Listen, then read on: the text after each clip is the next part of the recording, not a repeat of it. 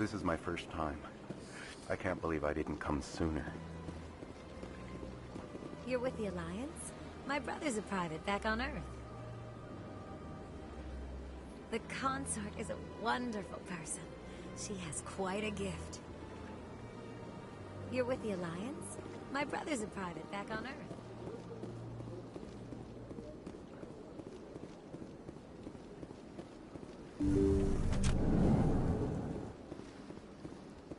That is close enough, Commander. I've heard a great many things about you since your arrival here in our citadel. I don't like people spying on me. I apologize, Commander. I make it my business to know when important people arrive on the station. Many of them become clients. But that is not why I asked you here. I have a certain problem that could use your expertise.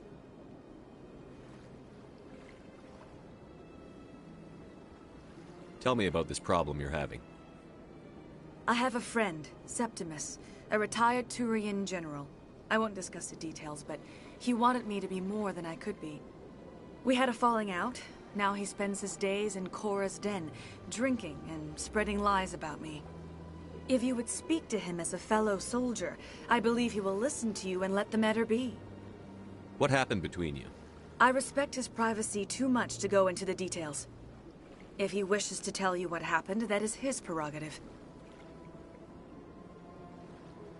I don't make any promises, but I'll see what I can do. Thank you, Commander. That is all I can ask. Appeal to his sense of honor. Remind him of his position as a general. If you can convince him to stop spreading lies about me, I would be very grateful.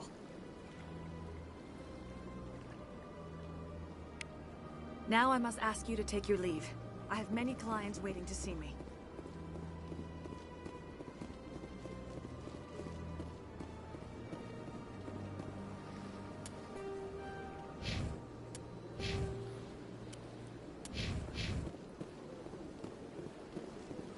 I have to admit I'm a little nervous.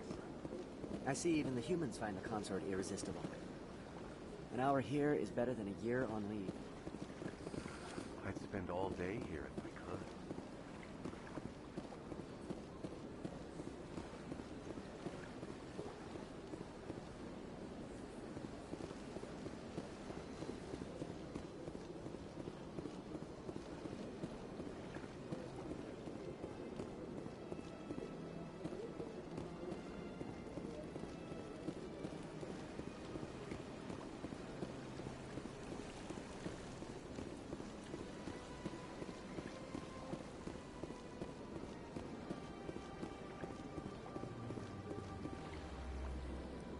Commander, it is good to see you again. Would you care to see some of its fantastic items today? Show me your items. Oh, this one is pleased to do so, human. You will not be disappointed.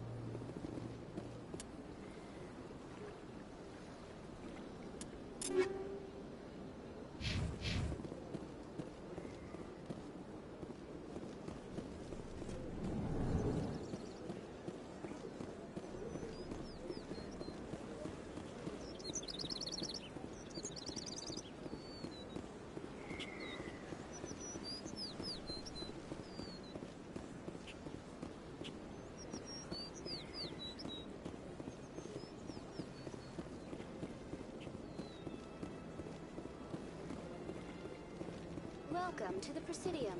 Allow me to be your guide.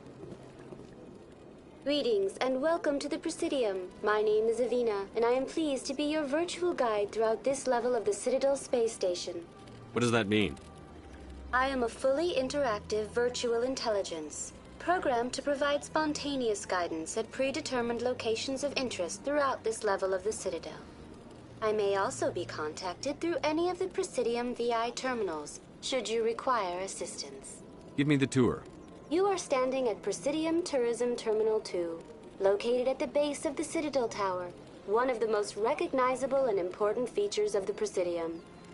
To your left is one of the Keepers, the enigmatic caretakers of the Citadel, working on a control panel.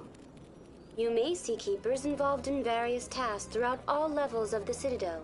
We ask that you do not interfere with them in any way. The Keepers are essential to the smooth operation of the Citadel.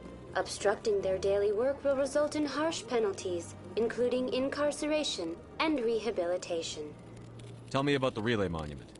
Discovered by the Asari who first arrived at the Citadel, the Relay Monument is one of the station's most interesting and controversial features. What is the meaning behind this striking piece of art? Is it a tribute to Prothean vanity? A reminder of their conquest of the galaxy through mass relay technology? Or perhaps it is a symbol of unity, a Prothean acknowledgement that the relays would eventually lead other species here to the Citadel. No one can say for sure, making the Relay Monument a favorite topic of discussion among academics and scholars. Tell me about the Citadel Tower. Housing both the Council Chambers and Citadel Control, the tower is one of the most important buildings on the station. Access to these areas is restricted to those with the appropriate clearance. I'd like to hear more about the Council Chambers. The business of the Council, which often has far-reaching effects on the galactic community, is conducted in a room at the apex of the Citadel Tower. The Council Chambers themselves are truly a magnificent sight to behold, though few get to experience the view in person. Typically, only the councilors, ambassadors, and high-ranking officials, along with various support staff, are allowed access. What if someone has business with the Council? The average citizen must go through the proper channels if they wish an audience with the Council. This is usually arranged through their respective ambassadors. Even then, few are given access to the actual council chambers. In most cases, the ambassador acts on behalf of the citizen. I'm scheduled to have an audience with the Council. Only a handful of visitors to the Citadel are ever granted that privilege. I would be jealous, but that is outside the scope of my programming. What happens in Citadel Control? Citadel Control handles all incoming and outbound transit. Every ship within 2,000 kilometers of the Citadel is under the jurisdiction of Citadel Control. At peak capacity, they are responsible for monitoring upwards of 1,000 vessels. I'd like to know more about the Keepers. Little is known about these peaceful servants of the Citadel, though they are essential to the operation and maintenance of the entire station. Citadel regulations protect the Keepers against interference during the performance of their tasks. Failure to comply will result in harsh penalties. Keepers can be seen in all sections of the Citadel, but are typically found in and around the tower. Any particular reason there are so many Keepers in this area? The Keepers do not communicate with other species. It is assumed, however, that the tower houses the Citadel's primary control systems. Many of the station's systems, such as navigation and life support, function automatically. It is believed the Keepers operate those systems from inside the tower's inaccessible core. The Keepers also make frequent appearances in the Council Chamber itself, though they appear to be just passing through on their way to some other destination. That's all for now. Thank you for using Avina. Have a pleasant day.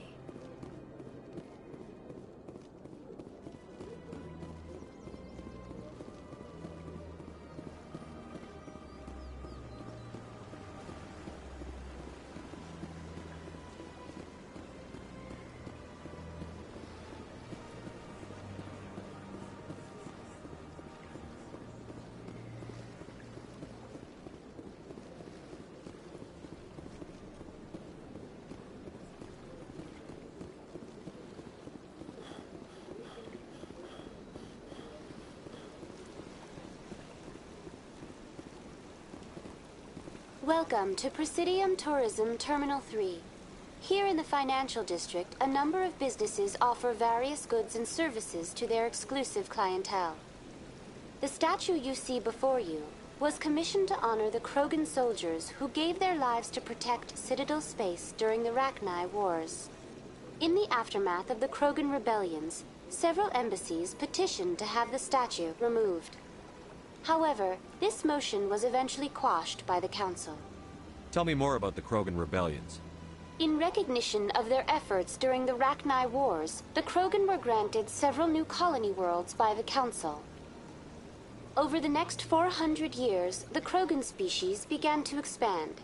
Blessed with an extremely high birth rate, their numbers began to swell. Faced with a critical overpopulation crisis, the Krogan started a violent colonization of nearby worlds inhabited by other Council species. The Krogan rebellions had begun. For a full century, the Council and its member species fought to bring the Krogan under control. With the aid of the newly discovered Turian Empire, they were ultimately successful. You needed the Krogan to stop the Rachni, then you needed the Turians to stop the Krogan. So who's gonna stop the Turians? I am sorry, but that question is beyond my programming parameters. The Turians are members of the Citadel Council. They are not a threat to galactic peace. Why did the Council fight so hard to keep the statue? The Krogan were instrumental in saving the galaxy from the Rachni threat. The Council believed this historical fact should not be forgotten. The Council also hoped that preserving the memorial would improve diplomatic relations with the Krogan and bring about a peaceful resolution to the rebellions. Unfortunately, the Krogan refused to negotiate and only surrendered after their population and homeworlds had been ravaged by the Turians. What were the Rachni Wars? Nearly 2,200 years ago, explorers seeking to expand Citadel space opened up mass relays leading to systems controlled by the Rachni. A highly intelligent and aggressive insect race, the Rachni unleashed a war of conquest against the rest of the galaxy that lasted for nearly 3 centuries. The emergence of the Krogan finally turned the tide in favor of the Citadel species. Krogan forces provided the numbers necessary to halt the Rachni advance and drive them back. The Krogan then pursued their retreating fleets. Able to survive the harsh environments of the Rachni homeworlds, the Krogan hunted their enemy to extinction. Was it really necessary to wipe them out? I am sorry, but a value judgment of that nature goes beyond my programming. That's all for now. Thank you for coming again. Have a pleasant day.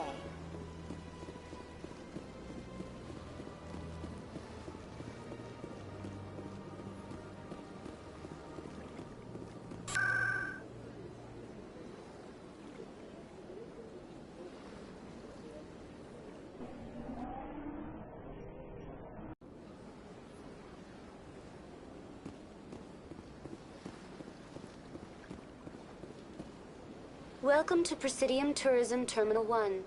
There are many points of interest here, including the Citadel embassies and CSEC headquarters. On the far end of this level, you can see the Citadel Tower, where the Council meets regularly to discuss matters of interstellar importance.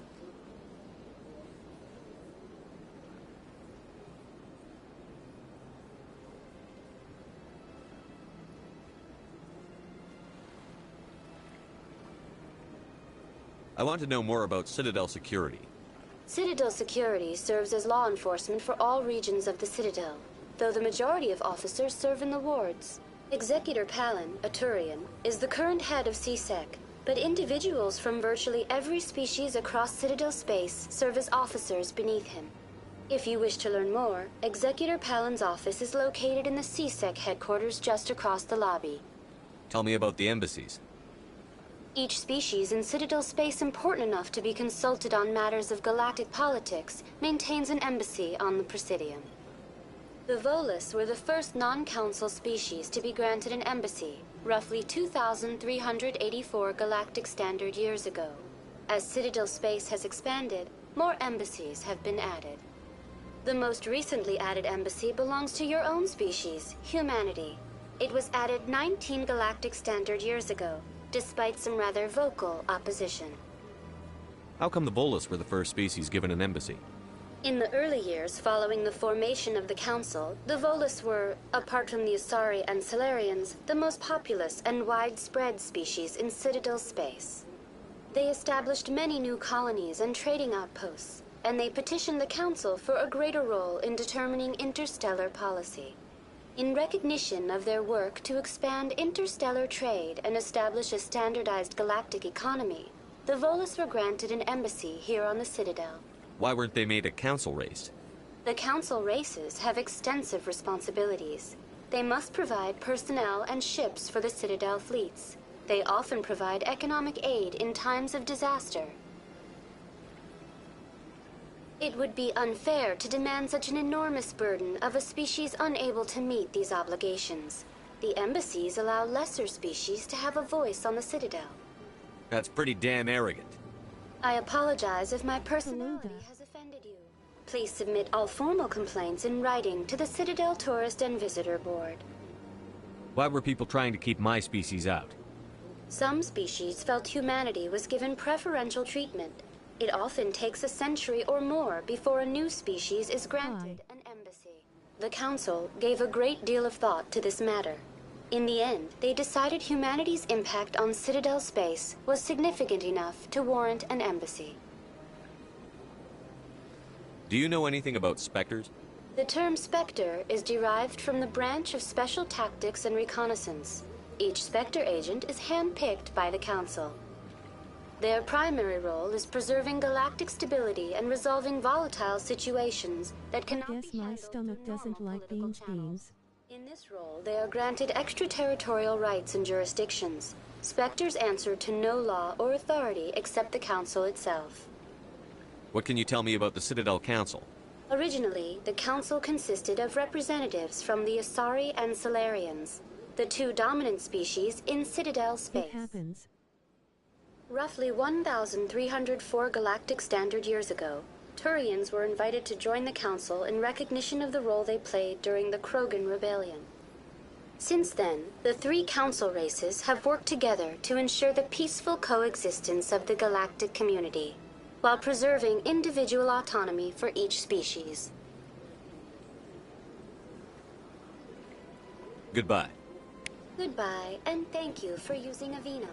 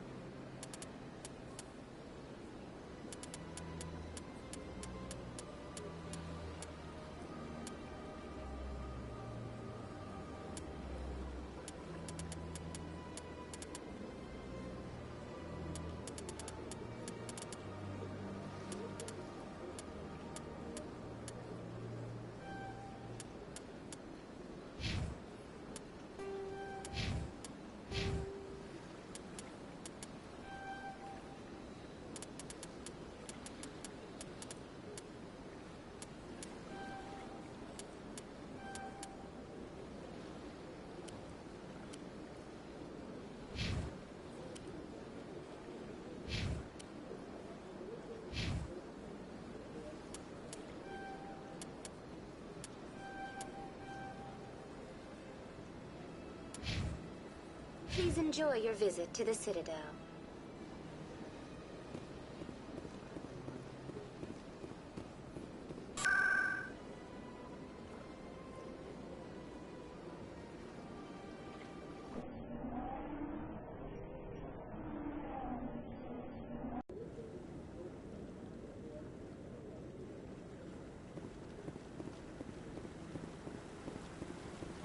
Saren's hiding something. Give me more time. Stall them. Stall the Council? Don't be ridiculous. Your investigation is over, Garrus.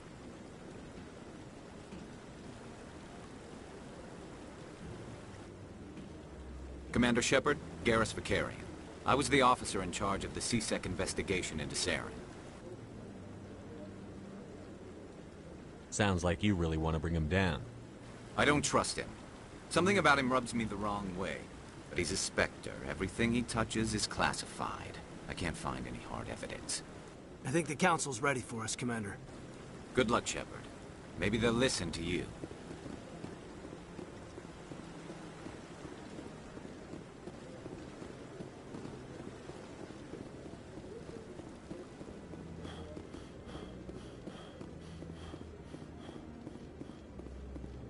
Don't be ridiculous. The Volus won't be joining the Council for years. I'm not so sure. The humans are making a strong push, and you can bet the Volus will be right on their coattails if they succeed. Allowing the humans to join us is a sound strategic move. But the Volus? No. The Hanna are likely to be next, then the Elcor. You may be right. Though the Hanar need to lighten up a bit first. You just don't like them because you have trouble understanding them.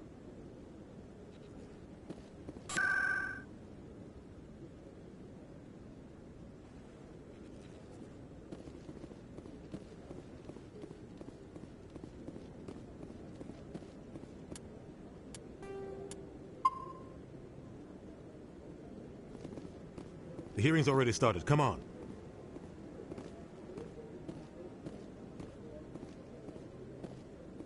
The Geth attack is a matter of some concern, but there is nothing to indicate Saren was involved in any way. The investigation by Citadel Security turned up no evidence to support your charge of treason. An eyewitness saw him kill Nihilus in cold blood. We've read the Eden Prime reports, Ambassador.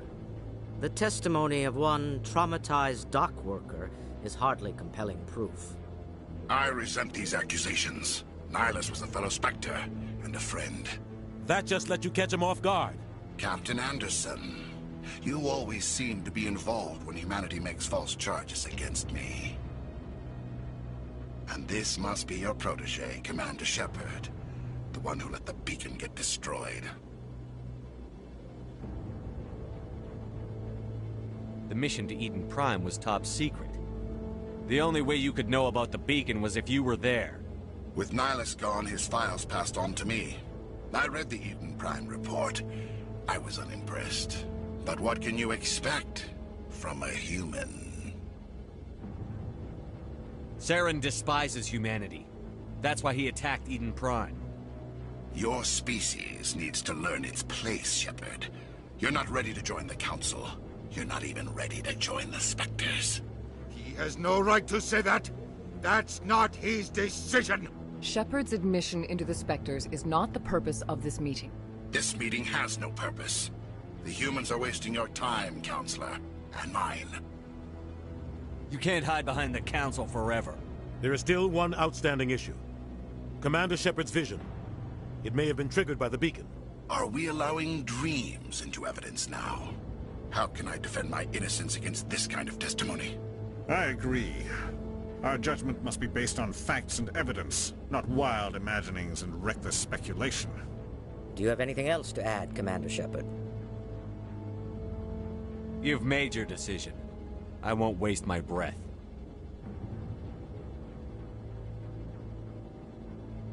The Council has found no evidence of any connection between Saren and the Geth. Ambassador, your petition to have him disbarred from the Spectres is denied. I'm glad to see justice was served. This meeting is adjourned.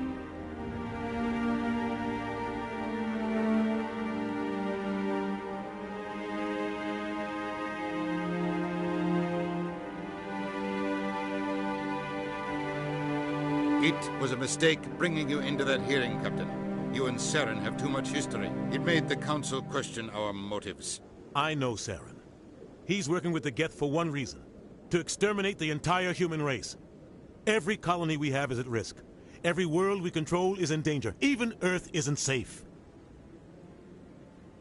We need to deal with Saren ourselves. As a Spectre, he's virtually untouchable. We need to find some way to expose him. What about Garrus, that C-Sec investigator? We saw him arguing with the Executor. That's right. He was asking for more time to finish his report. Seems like he was close to finding something on Saren. Any idea where we could find him? I have a contact in CSEC who can help us track Garrus down. His name is Harkin. Forget it. They suspended Harkin last month, drinking on the job. I won't waste my time with that loser. You won't have to. I don't want the Council using your past history with Saren as an excuse to ignore anything we turn up. Shepard will handle this. You can't just cut Captain Anderson out of this investigation. The ambassador's right. I need to step aside. I need to take care of some business. Captain, meet me in my office later. Harkin's probably getting drunk at Cora's Den. It's a dingy little club in the lower section of the wards. Maybe there's another way to find evidence against Saren. You should talk to Barla Vaughn over in the financial district. Rumor has it he's an agent for the Shadow Broker. The Shadow Broker? An information dealer. Buys and sells secrets to the highest bidder. I've heard Barla Vaughn's one of the top representatives. He might know something about Saren, but his information won't come cheap. You and Saren have a history. What happened? About 20 years ago, I was part of a mission in the Skillian Verge. I was working with Saren to find and remove a known terrorist threat. Saren eliminated his target, but a lot of people died along the way, innocent people. And the official records just covered it all up. But I saw how he operates.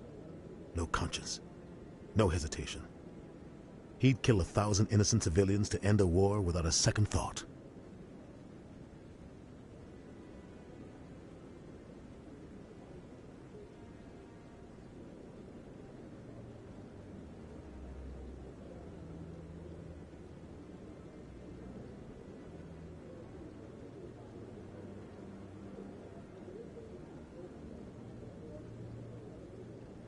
Killing innocents doesn't end wars, it causes them. I know how the world works, Commander. Sometimes you're forced to make unpleasant decisions. But only if there's no other way. Saren doesn't even look for another option. He's twisted, broken. He likes the violence, the killing. And he knows how to cover his tracks.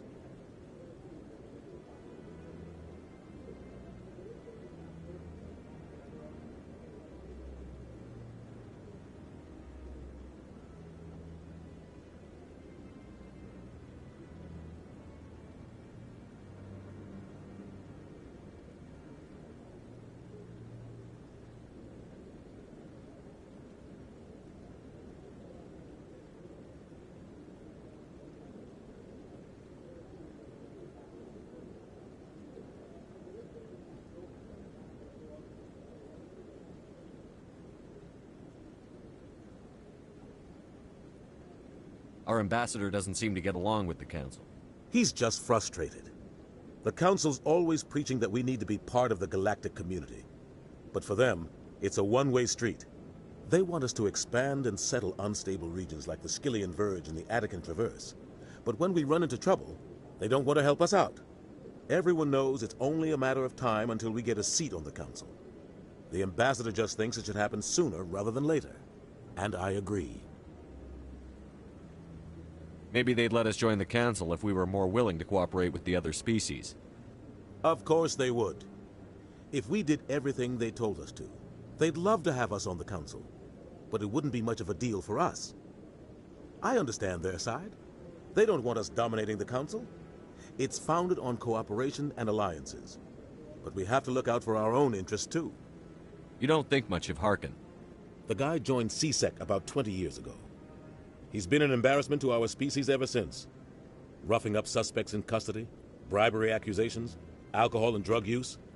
The embassy used to step in when he got in trouble. But I guess enough was enough.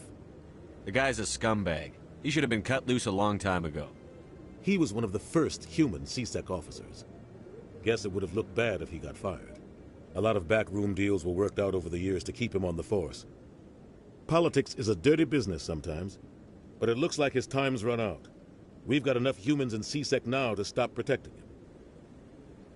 I want to know more about the Spectres. They're not your typical government agency.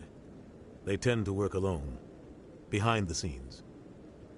They take care of problems the Council can't. It's not easy preserving peace across an entire galaxy. The Council prefers to use diplomacy and negotiation. But sometimes more extreme measures are needed. How do they decide who becomes a Spectre? You can't just apply to join. There's no training program. Spectres aren't made. They're born. The Council's always looking for exceptional individuals. People who can get the job done. Like you. They've been watching you for years. They see something in you. They want you on their side. Nihilus was supposed to give them a final recommendation, but with him gone, things are still up in the air.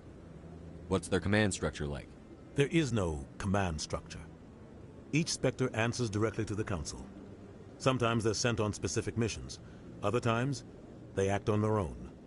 They tend to operate outside the law, do whatever it takes to accomplish their goals. The Council just turns a blind eye. Spectres have a lot of power, Shepard. What happens when a Spectre goes rogue, like Saren? It doesn't happen often. The Council is careful when they select their candidates. But when something does go wrong, there's usually only one solution. Send another Spectre to bring the rogue agent down.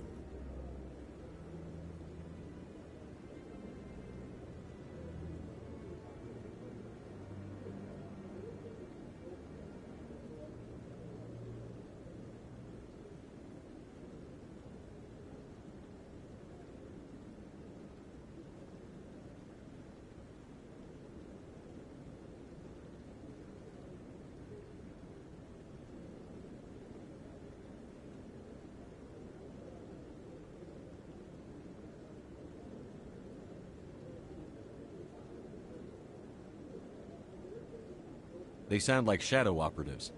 Everything about them is classified. We don't even know how many there are. The latest Alliance estimate puts their numbers under 100. But the Council couldn't do its job without them. They're the Citadel's top agents, the last line of defense, the final option before open war. The entire galaxy respects and fears them. If a Spectre shows up, you know something big is about to happen. Tell me about Barlavon. He specializes in moving large sums of money without leaving a paper trail. A financial genius, doesn't do anything illegal, but he knows all the loopholes. He's got an impressive client list. Ambassadors, diplomats, Spectres. That's probably why the Shadow Broker uses him. Tell me more about the Shadow Broker. He's a necessary evil of galactic politics. Buying and selling information is a part of the game, and the Shadow Broker just happens to be the best player on the field. Always sells to the highest bidder. Doesn't get involved in politics, doesn't pick sides. A simple system, but it works. He's not a threat to anyone, not directly. He's just a resource we can use, or she is. Or maybe they are. Nobody really knows.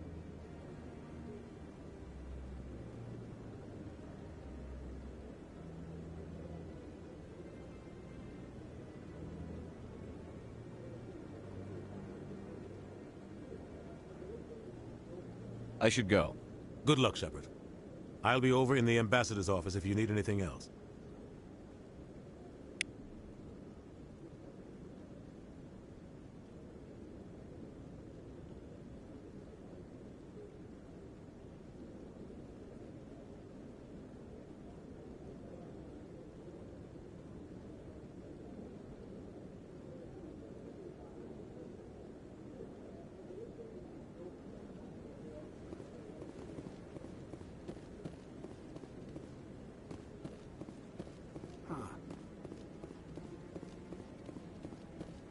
Up to something. What? Oh, no, I wasn't. Never mind.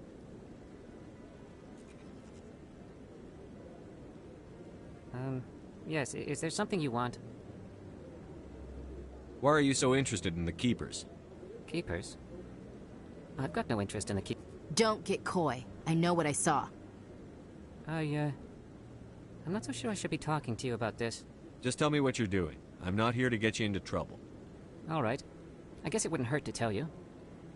I'm using a small scanner to gather readings on the Keepers. So far I've had mixed results. I find it difficult to get near the creatures. Why were you being so secretive about it, though? Well, technically we're not supposed to disturb the Keepers. I don't really think my scanning disturbs them, but the authorities might disagree. I'd like to do it more openly, but it's not really worth getting arrested over. I could help you out. I'm not worried about the authorities. I don't even know who you are. I'm Commander Shepard, with the Alliance military. Well, I suppose I could use the help. You'll need this.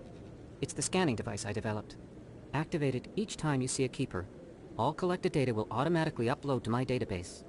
I'll even send a few credits your way for each unique scan. What are you doing with the data once you've scanned it? Trying to learn whatever I can about the keepers. We see them working everywhere, yet we know so little about them. I'm a scientist. I want to know what makes them tick. I should get going then. Yes, I have much work myself.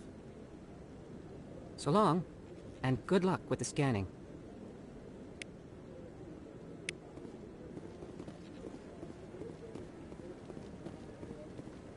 No, I'm waiting.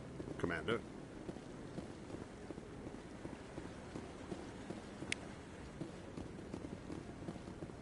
No, I just want to ask a couple of questions.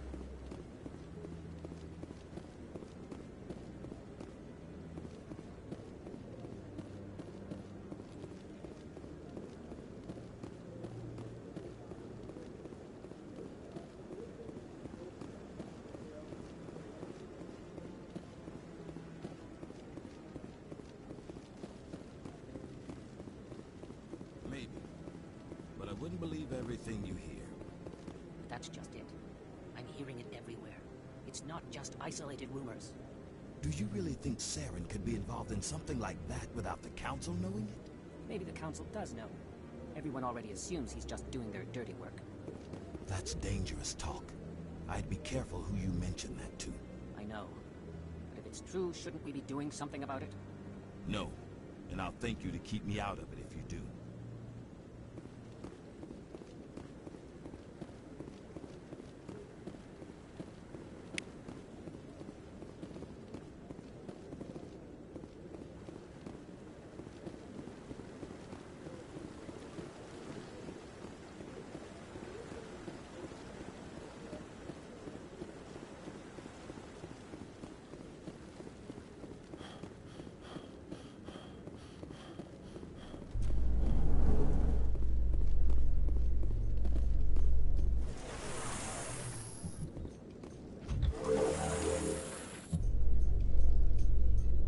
I can't believe the Council ignored all the evidence against Saren. Saren's one of their best operatives. It's only natural they take his word over ours.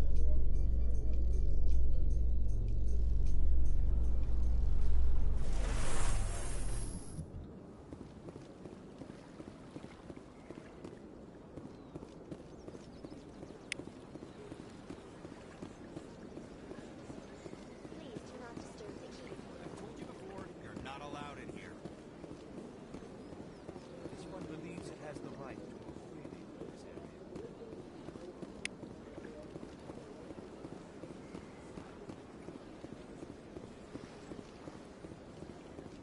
That Hanar refuses to listen to reason. Why can't it act in an orderly and lawful manner? Are there laws being broken here? I am not unreasonable. The Hanar is free to spew its nonsense once it purchases an evangelical permit. So if the Hanar gets a permit, it's allowed to preach? No. Registered evangelicals must follow regulations. There are specific areas where preaching is legal. Failure to follow the regulations results in the forfeiture of the license. What's the purpose behind the evangelical permits? Forcing religious evangelicals to register for a permit weeds out undesirables. It keeps the area safe. The Citadel is too important to become a battleground for a religious war. Why don't you just arrest the Hanar? I could arrest the Jelly, but my superior has requested that I find a solution that does not anger the Hanar. The Hanar become vocal when they feel their religious beliefs are being suppressed. If you'd like, I could talk to the Hanar for you. I have argued with the stubborn Jelly all afternoon. You are certainly welcome to try. Do you desire to learn of the Enkindlers? Or has the Honorable CSEC officer enlisted assistance? What's going on here? The CSEC officer requests that this one purchase an evangelical permit to spread the truth of the Enkindlers. If that's all the CSEC officer wants, why not just buy the permit? The truth of the Enkindlers is universal. This one humbly believes that the truth should not be suppressed. Exacting payment as a means of imposing limits upon the truth is an abrogation of this one's religious freedom. So you're breaking the law by preaching without a permit right now? The CSEC officer states that preaching in this place is forbidden, and preaching anywhere on the Citadel requires a permit. This one humbly submits that it is not preaching to state the truth of the Enkindlers, and thus no permit should be necessary.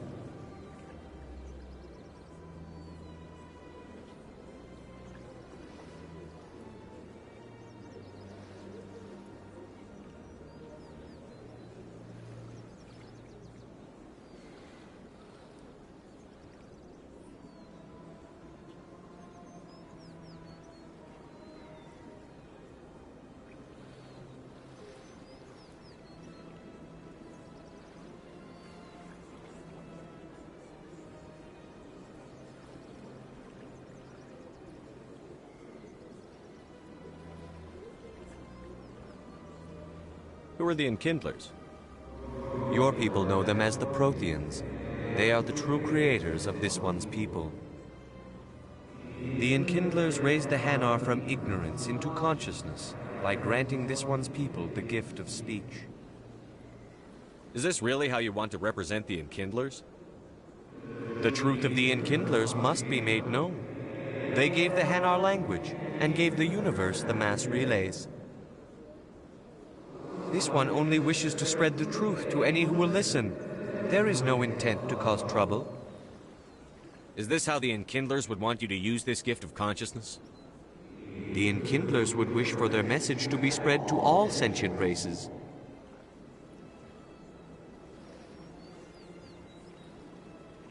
If the Protheans wanted you to force your message on the unwilling, they'd have said so. This one hears wisdom. Perhaps enthusiasm has clouded judgment in this matter. This one departs now, and will not intrude upon the Presidium again. I see the Hanar has left. Thank you. Happy to help. Here, for your assistance in this matter. Now, if you'll excuse me, I should report to my superiors.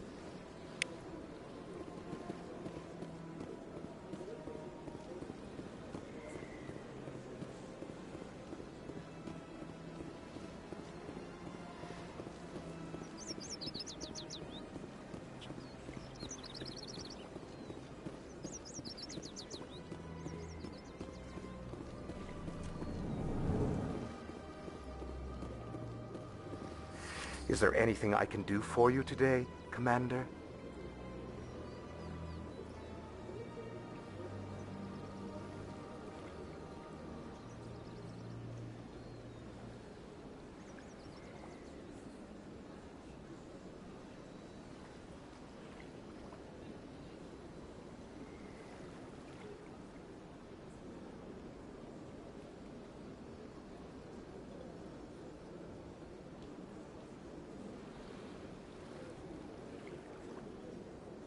I've heard you work for the Shadow Broker.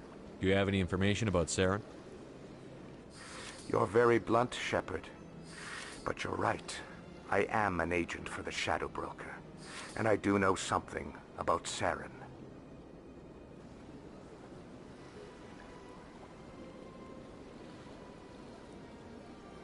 I hear your information can be expensive. Normally, this information would cost a small fortune. But these are exceptional circumstances. So I am going to give it to you for free. What's the catch? There is no catch. The Shadow Broker is quite upset with Saren right now. They used to do a lot of business, until Saren turned on him. Saren's turned on a lot of people. I don't know the details, but the Shadow Broker hired a freelancer to deal with it. A Krogan mercenary. How do I find him? I heard he was paying Citadel security a visit. If you hurry, you can probably catch him before he leaves the CSEC Academy. Isn't it strange that a Krogan would want to speak with CSEC? Very. However, I doubt the visit was entirely his choice. You'll need to speak with him if you want to know more.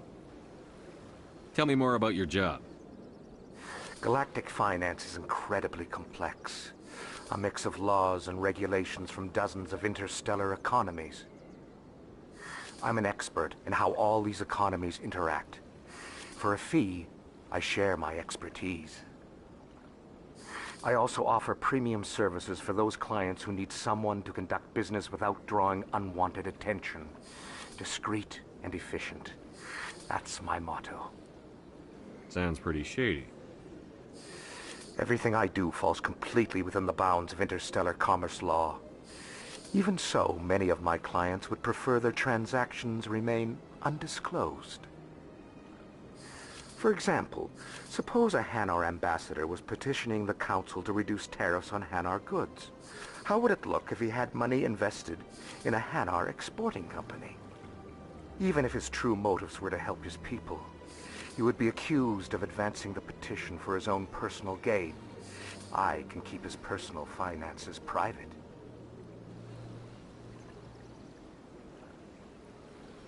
Tell me more about the Shadow Broker. Most people think I deal in finances, but my real currency is knowledge.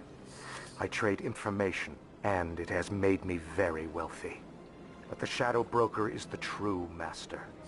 Every day he buys and sells secrets that could topple governments, always giving them to the highest bidder.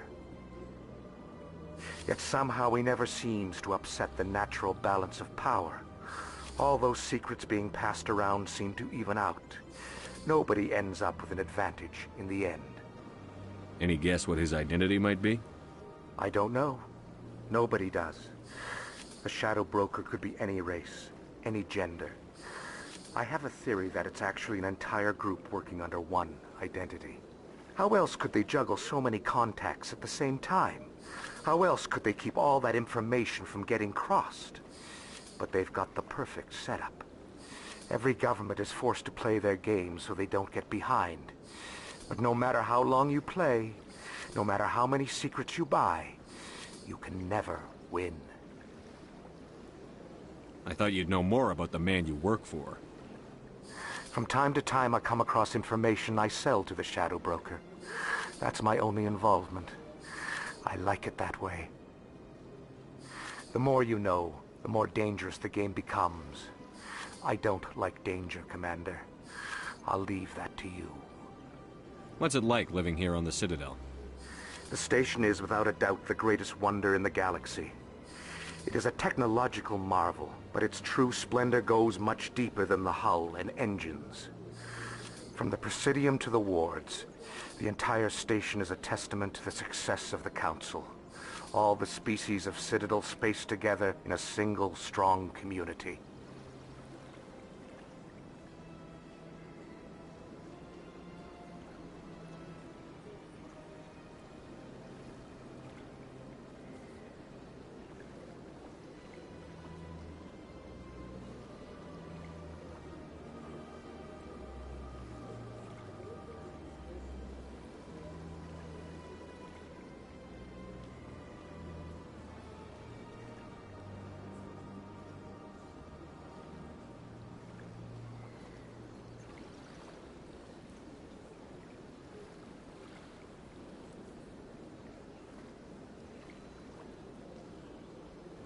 What makes the Presidium so special?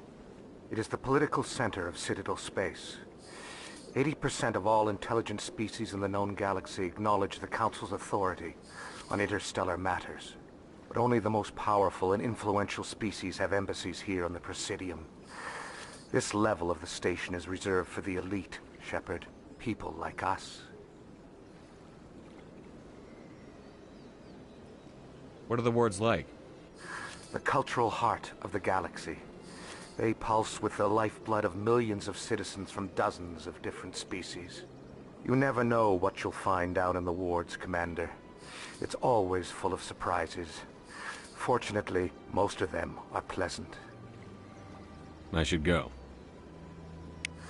Goodbye, Commander.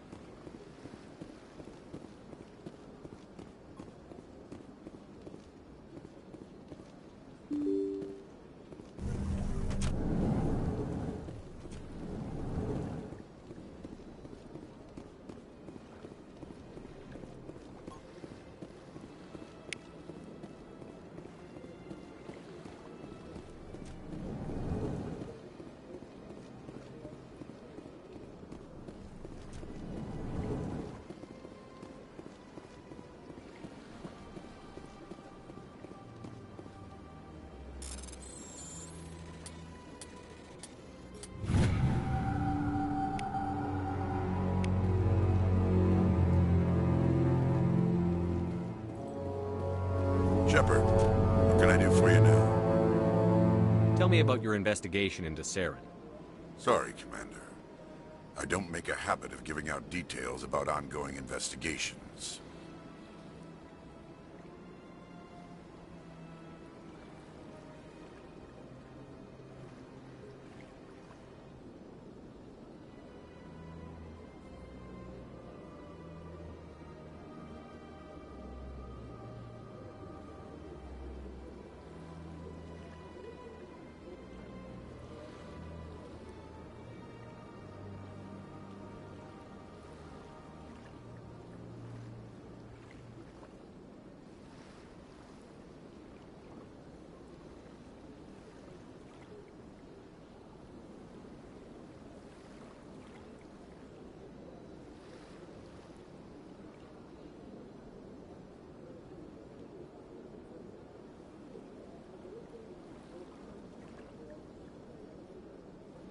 Then can you tell me what you know about Garrus? Garrus Vakarian? Good officer. Very good, in fact. But he needs to learn some patience. You'd think an officer of the law would be a bit more mindful of rules and regulations. Was there anything else?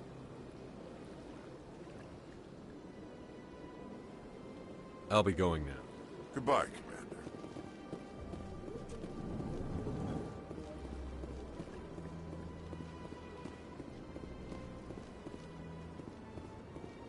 I don't have time to talk now. I'm very busy.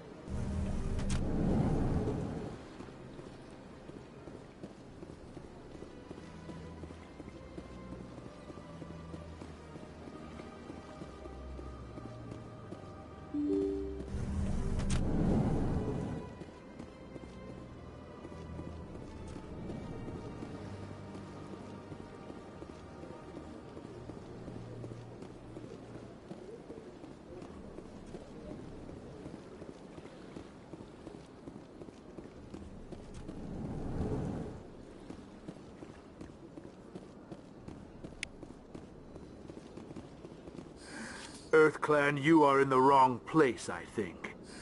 Your ambassador is next door in the large office. Chastising remark. Don't be so rude, Din. At least introduce yourself.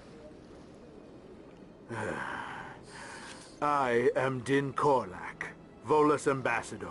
Is there something I can do for you, EarthClan? What is this place? You are in the embassy for the Volus and the Elcor. Your ambassador is next door, in his own office. In this shared space, I aid my fellow Volus when I'm not being interrupted. I'd like to know more about the Volus. I'm sure our history and culture would bore you, EarthClan.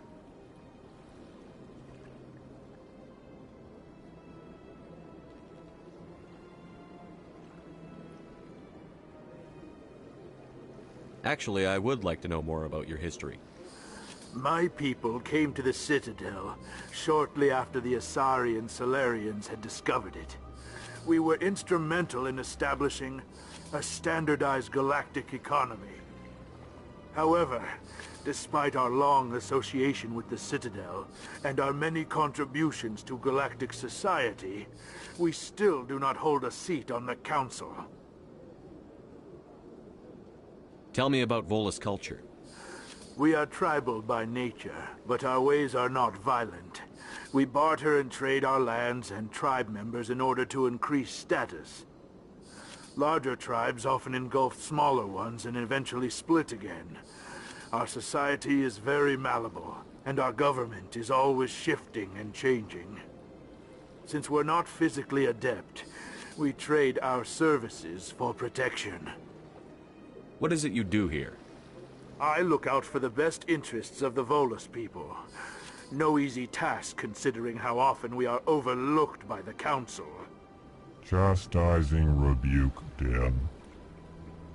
The Council favors your species greatly. You are naive.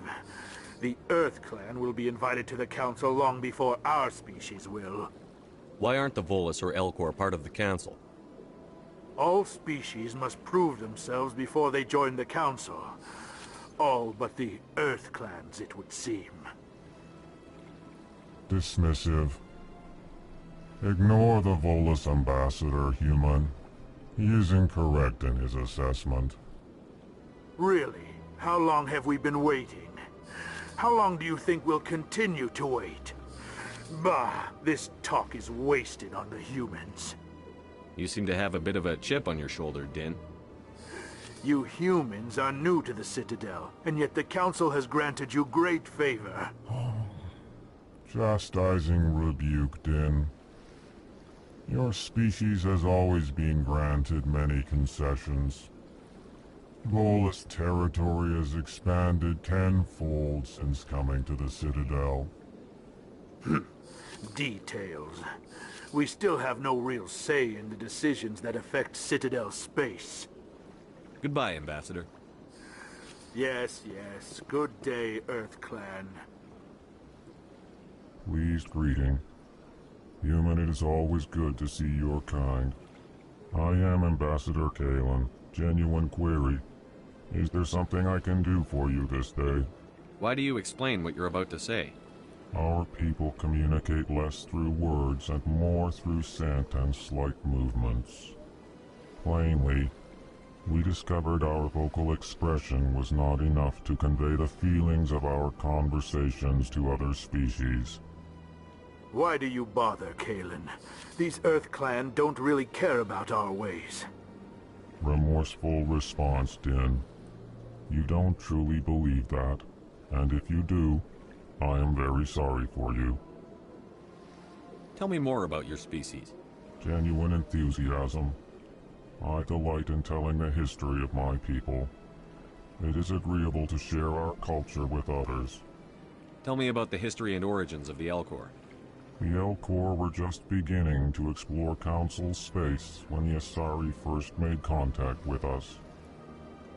With their help, we discovered the relay closest to our system, and from there the Citadel. Proudly, within one lifetime we established a regular route to the Citadel, and quickly became one of the more active species living on this great station. I'd like to know more about the culture of the Elcor.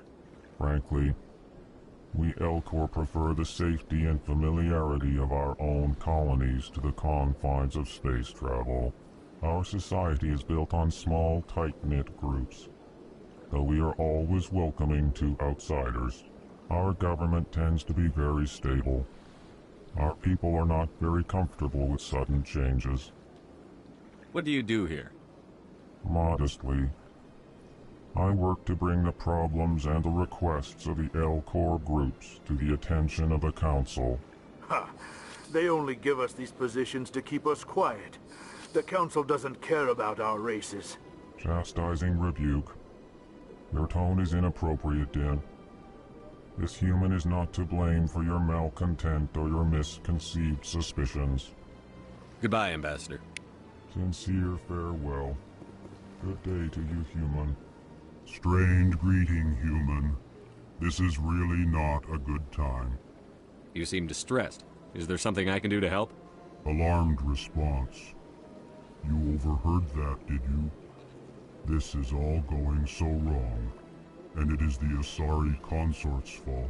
She's the one who started all this. What did this Asari do to get you so upset? I cannot speak more about this problem. It is too sensitive. Suffice it to say, she has compromised my authority as a diplomat. Where can I find this Asari consort? She is across the bridge from here. Her offices are easy enough to spot. Good day, human.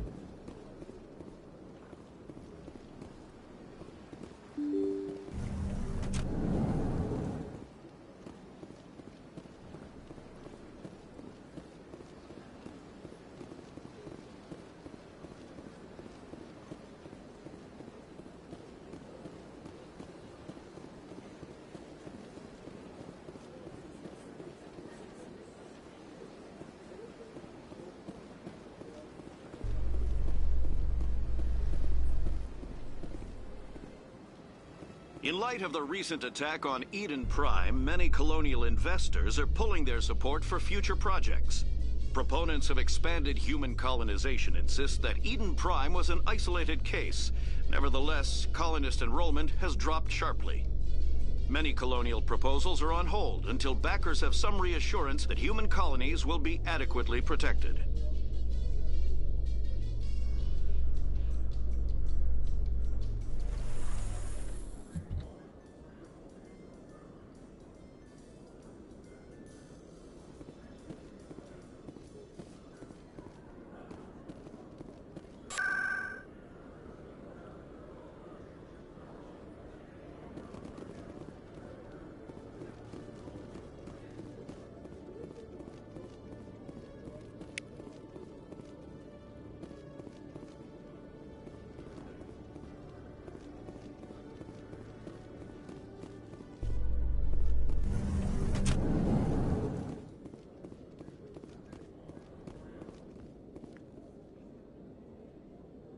Witnesses saw you making threats in Fist's bar.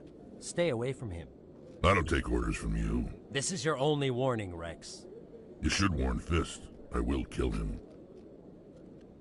You want me to arrest you? I want you to try.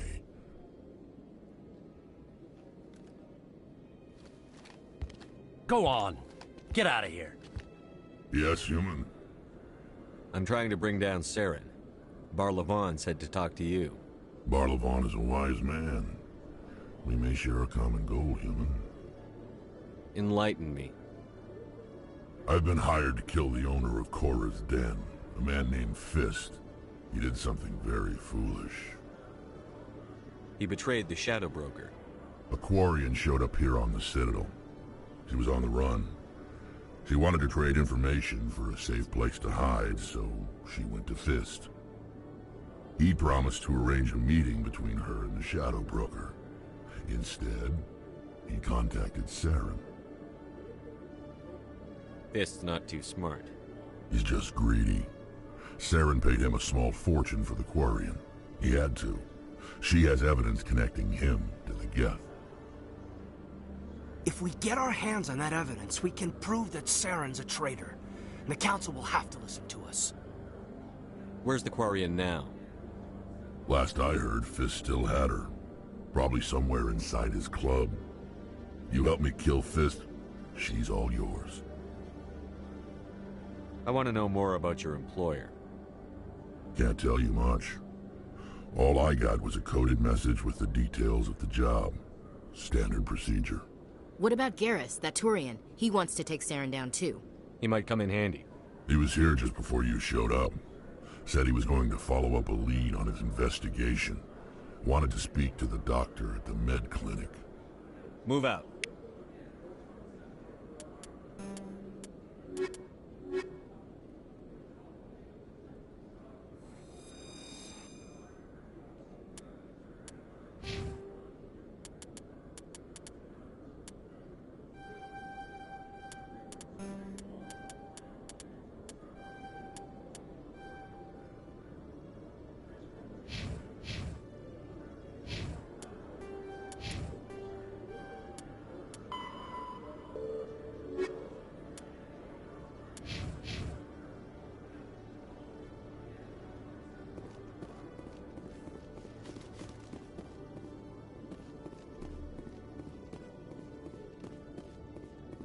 Okay, Jalid.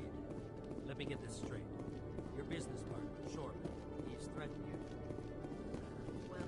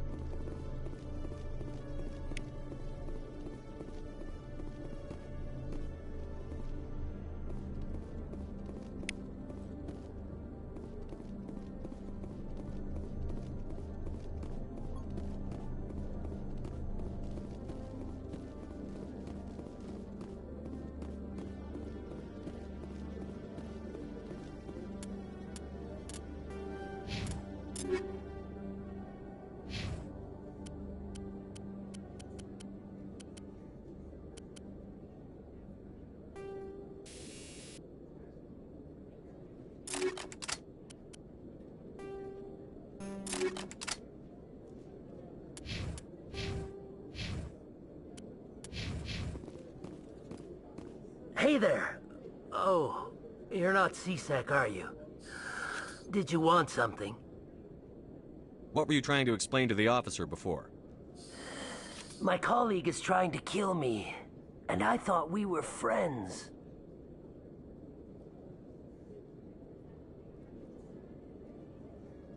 How do you know he wants you dead? He's changed. He won't talk to me at work anymore, and he started following me. Yesterday, he followed me all the way home, just waiting for a chance. I don't care what anyone thinks. He wants me gone. I know it. Is there something I can do? Talk to your friend, maybe? Would you? That's all I want. Someone to talk to him. Tell him to leave me alone. He thinks he can just push me around, but you'll show him, won't you? Just tell me where he is and I'll go find him. Oh, right. Well, he wanted to meet with me down in the wards near the markets. He said he just wanted to talk, but I know better. His name's Shorban. He's a Solarian. You shouldn't have any trouble. He's just a scientist. Shorban. That's the guy who asked us to scan the Keepers. The Keepers? Well, even more reason to go after him. That's against regulations. I better look into this right away. Find out what he's up to. Anything's possible with Shorban these days. Well, good luck.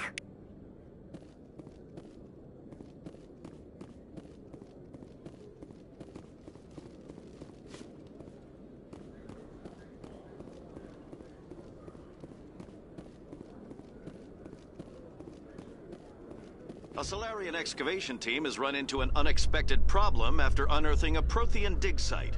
Hanar protesters have blockaded the dig site, claiming that artifacts of the Enkindlers, as the Hanar call them, should not be disturbed.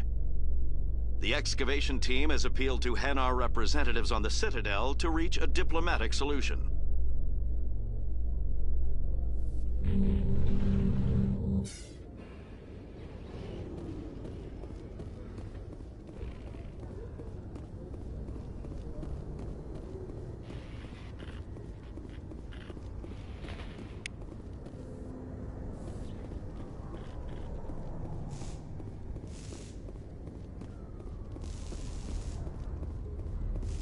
Binary Helix has settled out of court with a Krogan group that had accused the Genetics Corporation of fraud.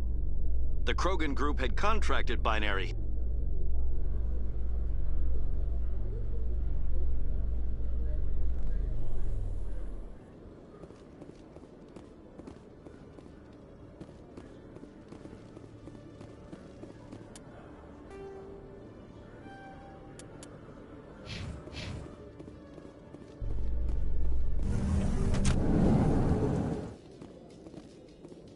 In remembrance of Eden Prime, we present another profile in courage with serviceman Nirali Bhatia.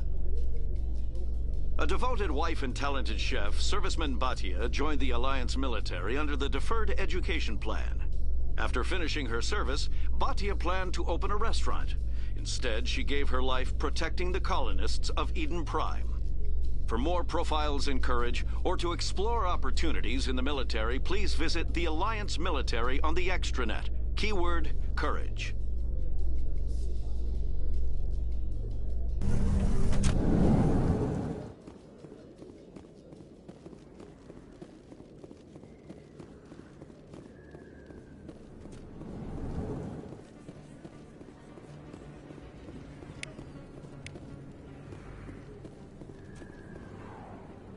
Hey, I know you. You're Shepard, right? I was on Mindwar during the Blitz. Saw you on the vids when you got your medal. You saved the whole colony. Looks like you have a fan. I'm sorry, I just never thought I'd meet someone like you in person. My name's Lang, Officer Eddie Lang, Citadel Security. It's an honor to meet you, Commander. What are you doing down here in the wards? Anything I can help you with? Why'd you join Citadel Security? I don't know. Seemed like the right thing to do, you know? Maybe it's in my blood. My grandfather was a cop back on Earth. It's kind of what CSEC is. Police for the Citadel. I'm still pretty new at it, but I like it so far. Way more interesting than staying back on Earth. You get to meet all kinds of cool aliens, like those Hanar. Wild. Plus, CSEC gets a lot of respect here. We uphold the law. People, even aliens, appreciate that. How do you like working here on the Citadel? This place is amazing. I've been here almost a year, and I still haven't seen a tenth of it. The Presidium's just so beautiful. Good place to go and relax. But I really like it here down in the wards. There's always something going on somewhere. Like that new club they just opened a few months ago, Flux. Wicked scene in there, Commander. You should check it out when you have some time. What do you know about the Spectres? Just the stuff they show in the vids. They always make them out to be super agents on secret missions to save the galaxy. I know it's not really like that, though. Some of the other CSEC guys don't like them too much. Figure they shouldn't be able to operate outside the law. But if they were so bad, the Council wouldn't use them, right? Do you know a CSEC officer named Harkin? I shouldn't really say too much. He's been on the force a lot longer than me. But I've heard things, you know? Drinking on the job, taking bribes, that kind of thing. Rumors mostly, but they suspended him, so some of it must be true. I have to go. Right. You're probably real busy. Well, see you around, Commander.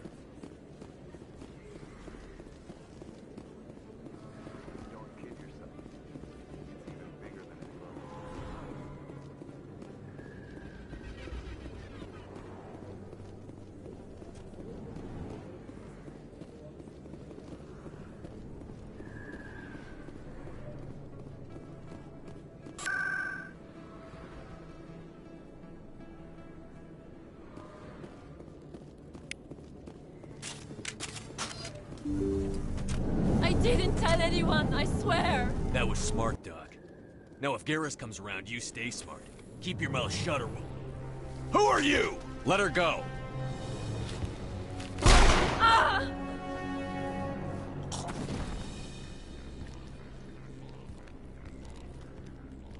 Heads up!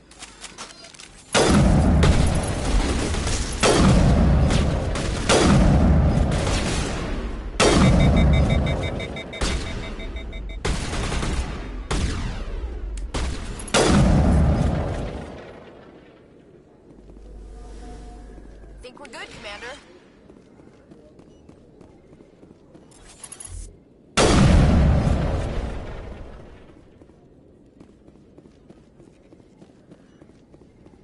Perfect timing, Shepard. Gave me a clear shot at that bastard. You took him down clean. Sometimes you get lucky. Dr. Michelle, are you hurt? No, I'm okay. Thanks to you. All of you. Why were they threatening you? Who do they work for? They work for Feast. They wanted to shut me up. Keep me from telling Garrus about the Quarian. The one I told you about, Shepard. She must be able to link Saren to the Geth. There is no way the Council can ignore this. Time we paid Fist a visit. This is your show, Shepard. But I want to bring Saren down as much as you do. I'm coming with you.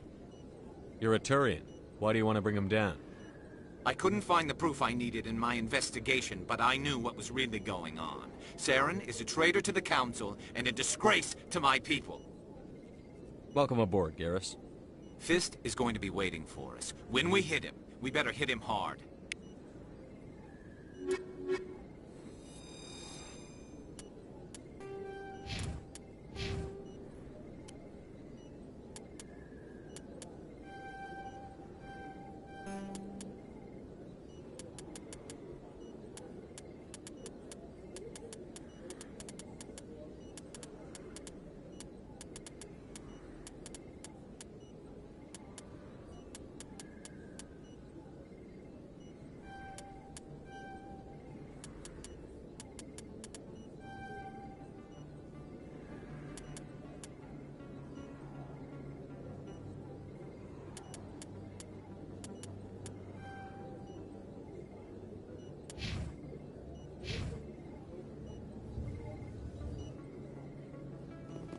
I never properly thanked you for saving me from Feast's thugs, Commander.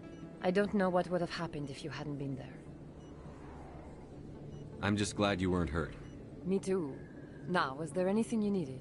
You're a doctor. How did you end up here on the Citadel? My parents brought me here when I was young. My father was a medic with the Alliance. I chose to keep the medical tradition alive, but not the military. Fixing up wounded soldiers isn't my idea of fun. Let me take a look at what you have for sale. Of course.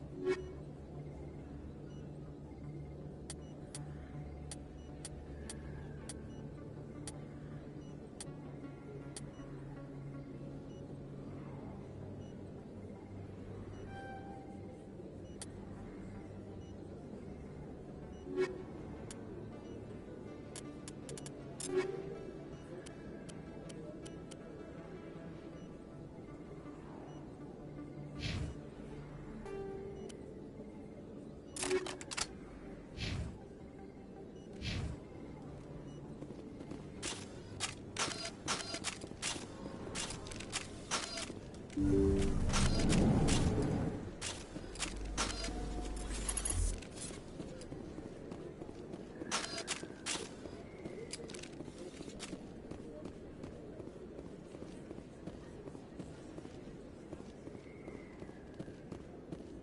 Shepard? Excuse me, Commander Shepard!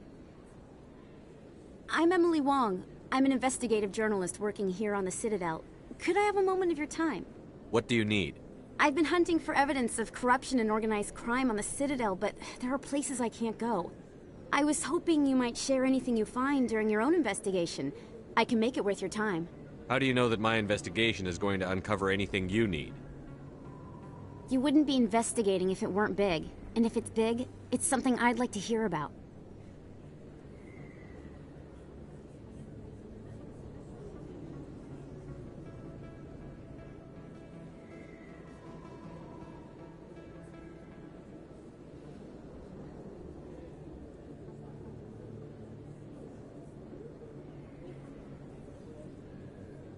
You've got to have access to better sources.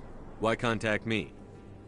I'm using every source I can find, but I think I've got a better shot with you.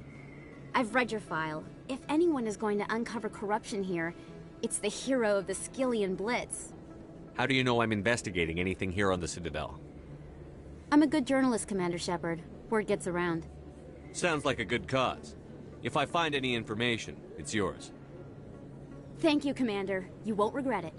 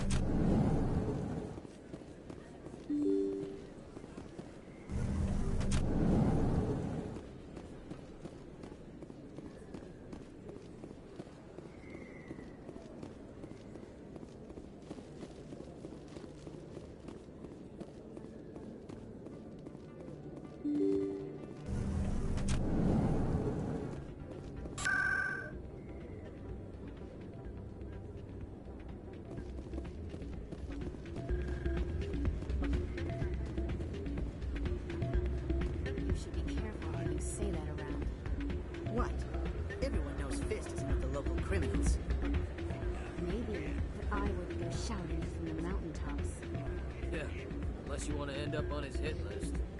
Yes, I heard he actually buried some corpses under the stage at Cora's Den. That wouldn't put it past him. Yes, and it might explain the stench in that place.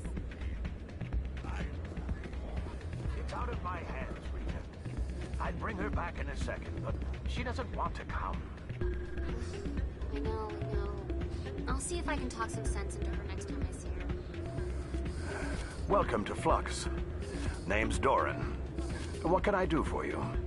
Is this a casino? Among other things, yes. We've got some quasar stations, if you're interested. Are you the owner? Owner, cook, and bartender.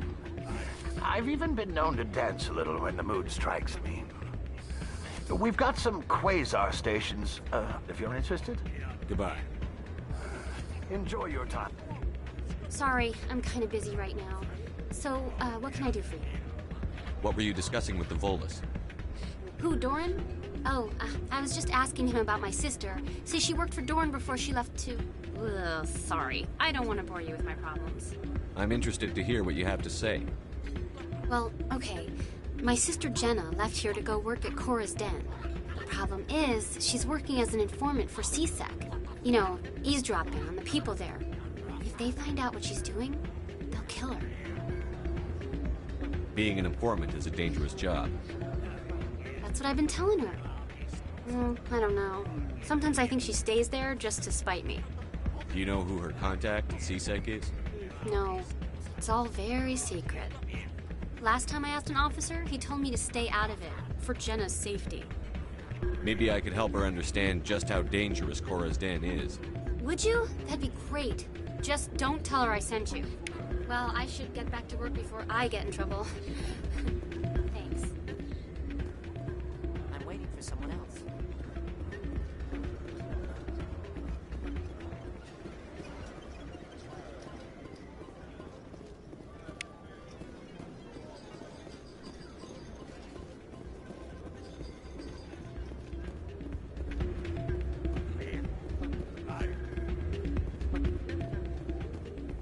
Hey, good to see another human in here.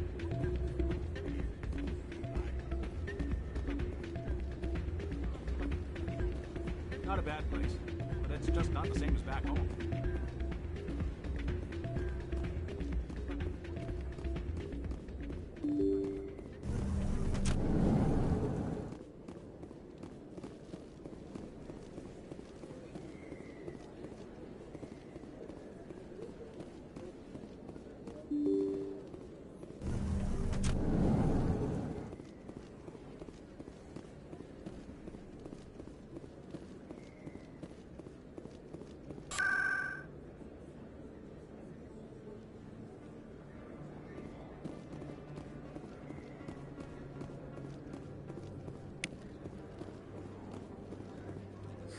Hello, Earth Clan.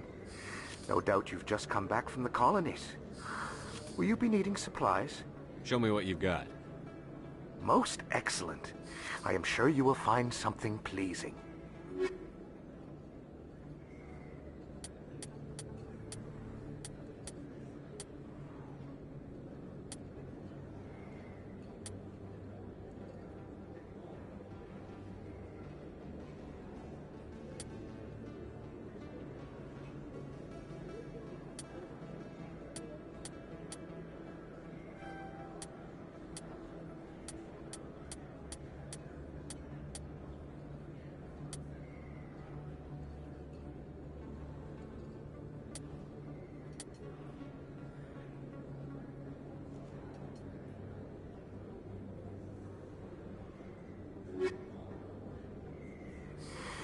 Welcome back, Earth Clan. Will you be needing supplies for your return to the colonies? What colonies are you talking about? Oh, my mistake, Earth Clan. Pharos? Noveria? Well, if you haven't heard of them yet, I'm sure you will soon.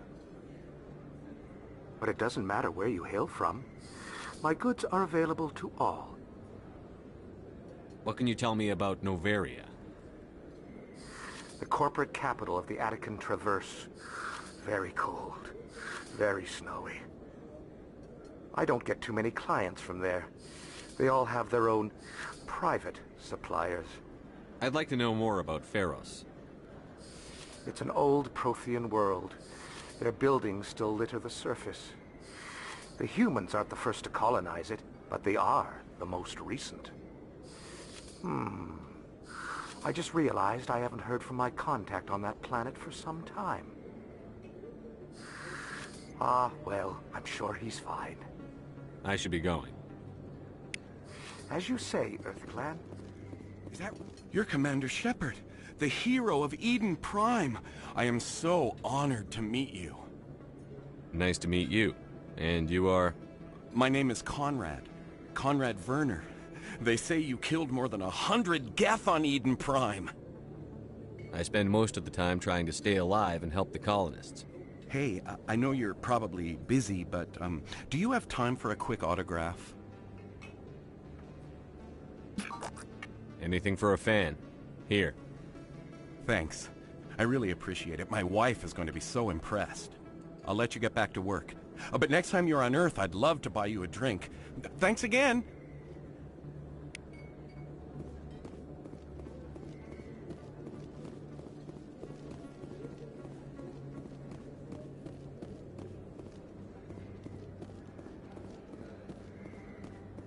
Hello there. Welcome to Moorland's famous shop. You want many good supplies, yes? Let me see what you have. Oh, you will be pleased, I think. Very good things I have. You will see.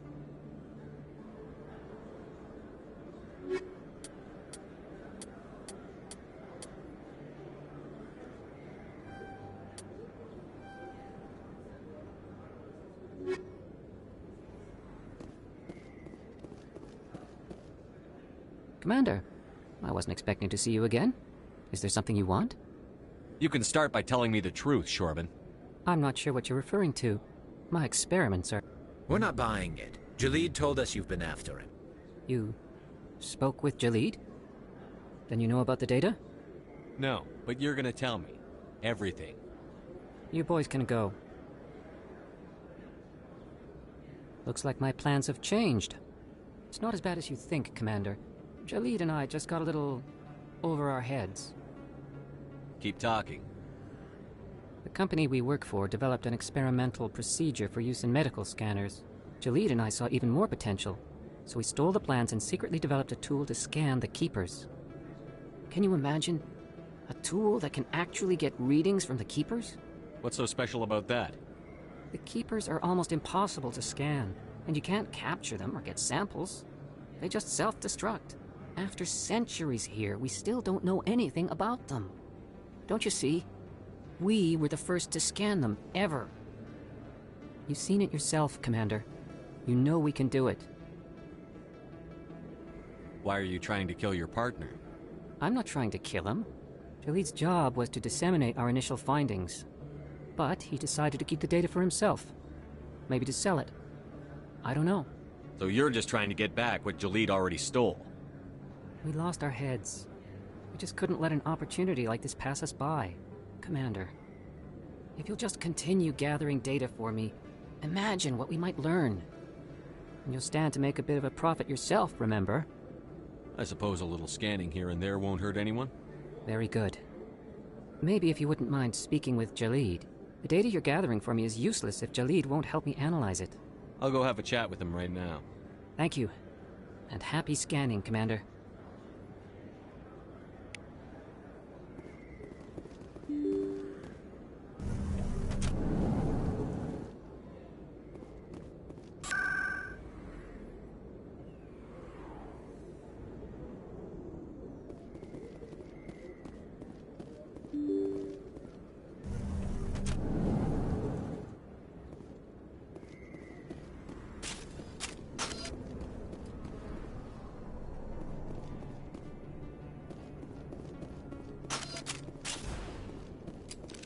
Looks like it's shut down. Over there!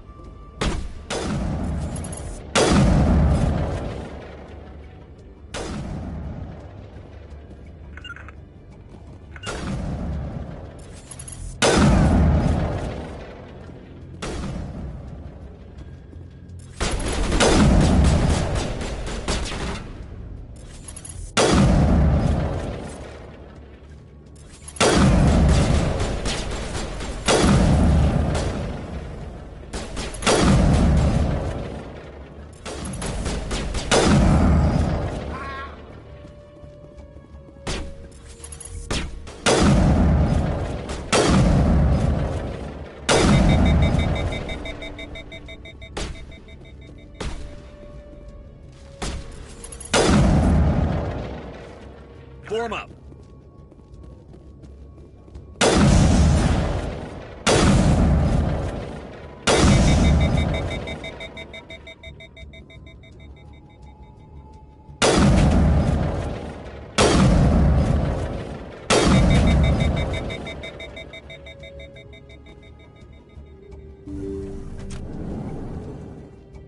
Stop right there. Don't come any closer. Warehouse workers. All the real guards must be dead. Stay back, or we'll shoot. This would be a good time to find somewhere else to work. Yeah, right. That's a good idea. Yeah, I never liked Fist anyway. It would have been quicker to just kill them. Shooting people isn't always the answer.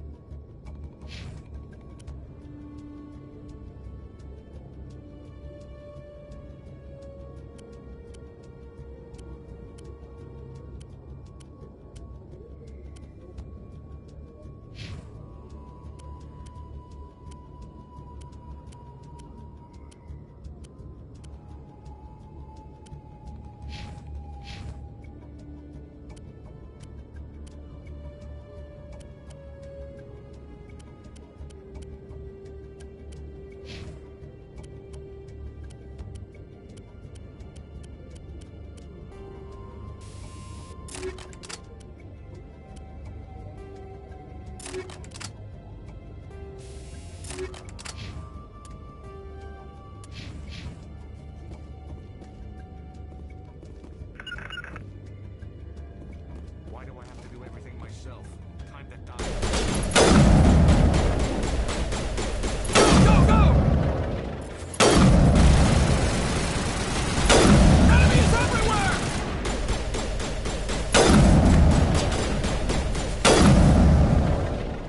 Wait! Don't kill me, I surrender! Where's the Quarian? She's not here. I don't know where she is. That's the truth.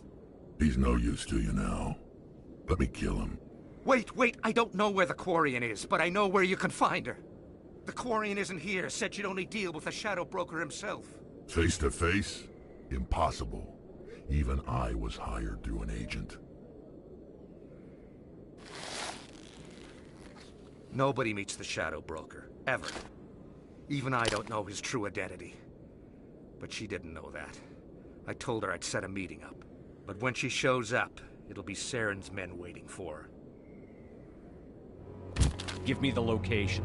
Now. Here on the wards, the back alley by the markets.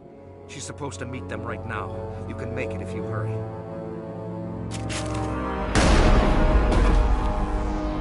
What are you doing? The Shadow Broker paid me to kill him. I don't leave jobs half done.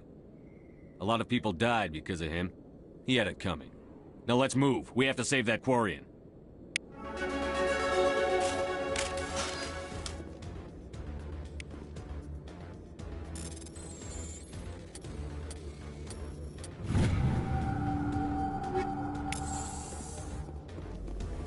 To me.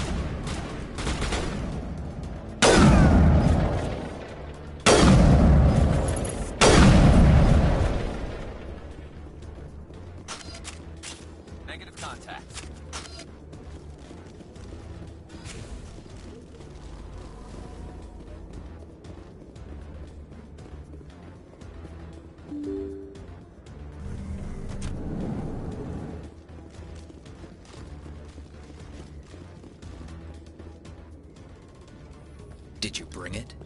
Where's the Shadow Broker? Where's Fist? They'll be here. Where's the evidence? No way. The deal's off.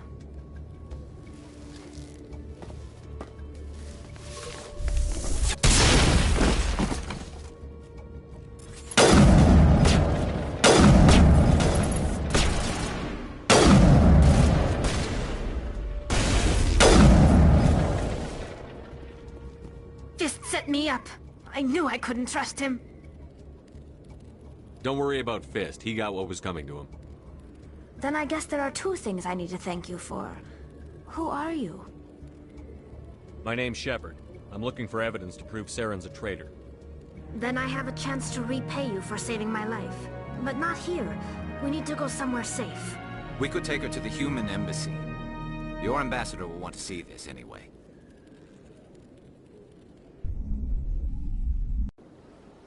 You're not making my life easy, Shepard.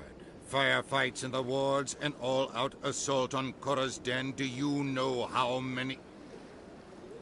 Who's this? A Quarian? What are you up to, Shepard? Making your day, Ambassador. She has information linking Saren to the Geth. Really? Maybe you better start at the beginning, Miss... My name is Tali. Tali Zora Naraya. We don't see many Quarians here. Why did you leave the flotilla? I was on my pilgrimage. My rite of passage into adulthood. I've never heard of this before. It is a tradition among my people.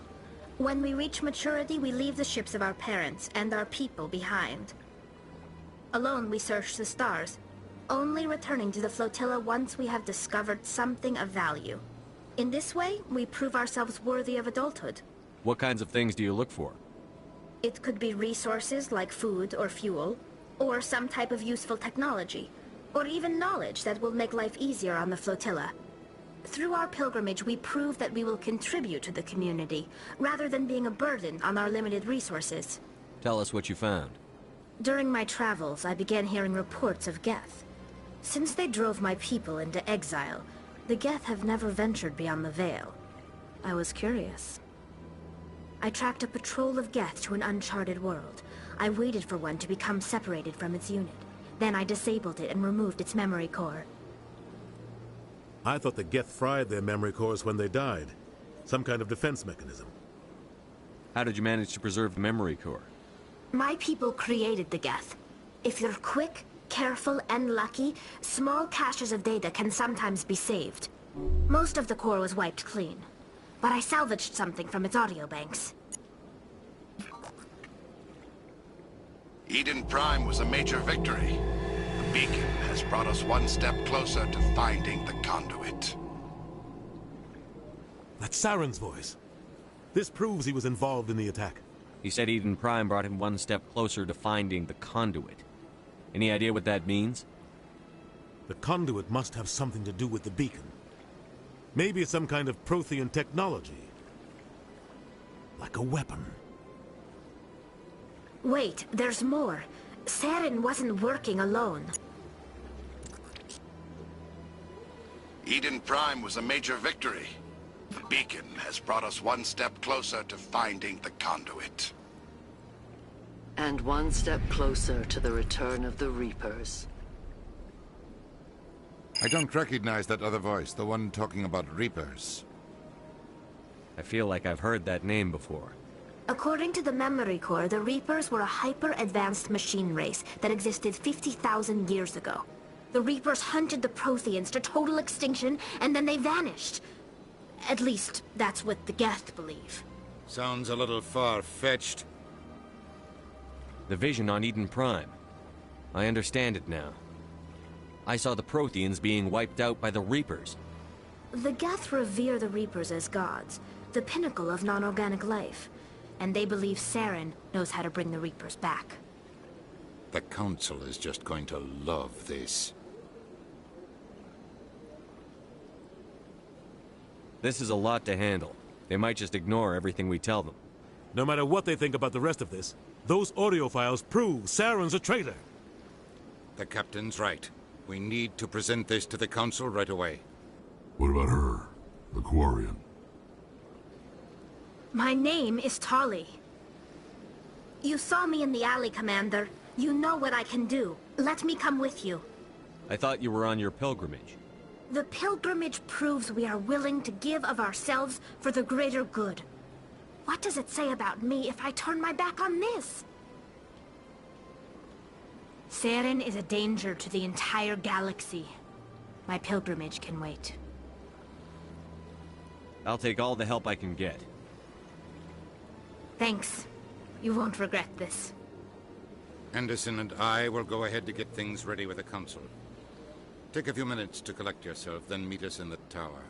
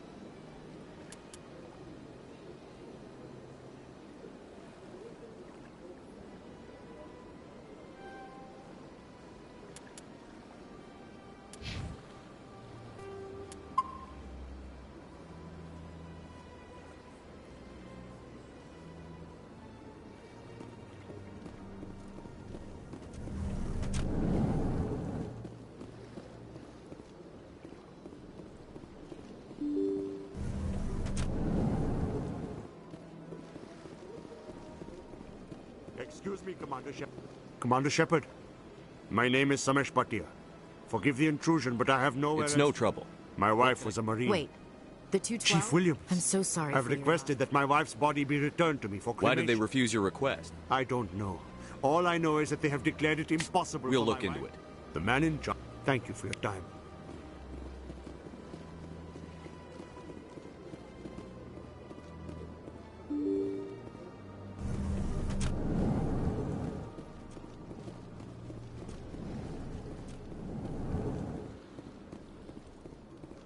My goodness, you're Commander Shepard. Your activities made for quite a briefing in the Diplomatic Corps. Is there something I can do to assist you? Yes. A man named Samesh Bhatia is having some trouble claiming his wife's body. Ah, Mr. Bhatia. A good man in an understandably frustrating position. I wish I could help him. Serviceman Nirali Bhatia died on Eden Prime, as Mr. Bhatia no doubt told you. Her wounds are inconsistent with any type of weapon damage we've seen before. That is why her body is being held. You're studying her injuries to learn more about Geth weaponry. The tests we're conducting may lead to better defenses against Geth attacks. Respectfully, Serviceman Bhatia may save more lives in death than she did in life. How long do you think the research is going to take? This is a long-term study. I wouldn't expect the bodies to be released for a year or longer. You've got to have a lot of bodies. Can't you release one? Very few bodies had this new type of weapon damage, and very few were in good enough condition to study. Beyond that, Commander, we need as many bodies as we can to get a reasonable sample size. When will this research result in actual new technology?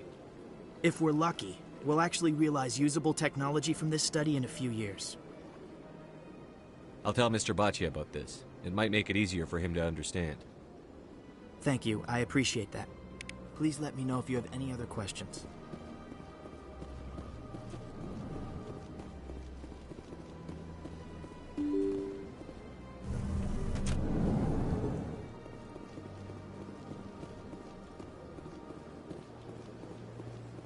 Hello, Commander. Has any progress been made with Mr. Bosker? Will he return my wife's body?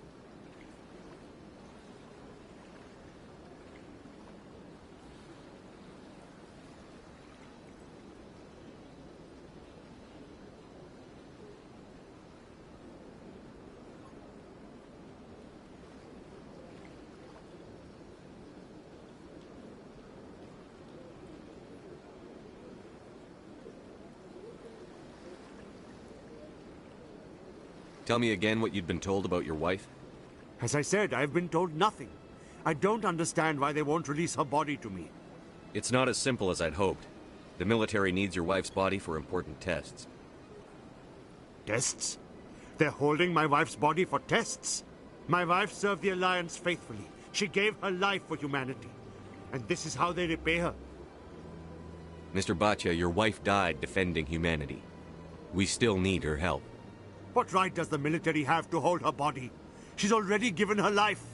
She died a hero, Mr. Bhatia. And now she has a chance to save even more lives. It doesn't matter. She's dead. Yes, she is, Mr. Bhatia. She died fighting for what she believed in. She sacrificed her life to keep you safe. I think she'd want to make the most of that sacrifice.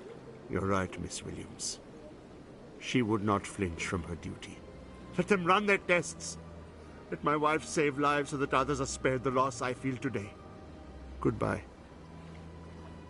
Thank you for finding me answers.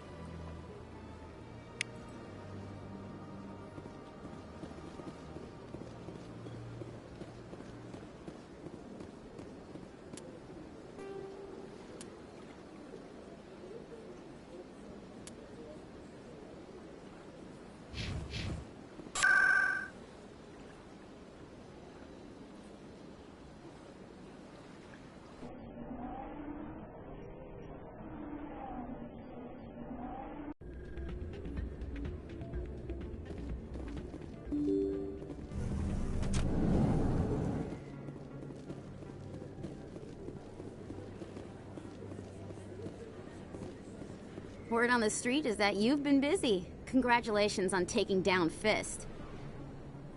I was sure he was a big player in anything going on here. Did you find anything in his office that could help me? These OSDs might have the information you're looking for. You've got Fist's files?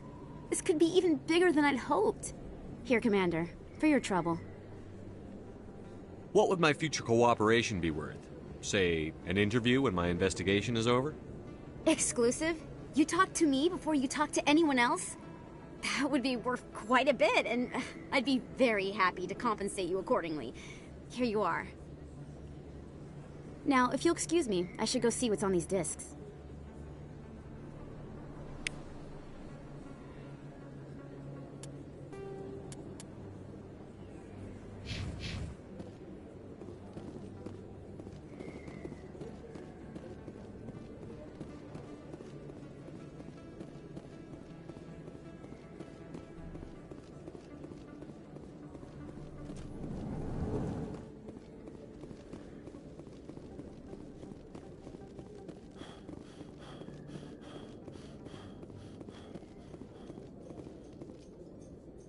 Coming up in a report later today, Emily Wong investigates corruption on the Citadel and uncovers a full-blown crime syndicate.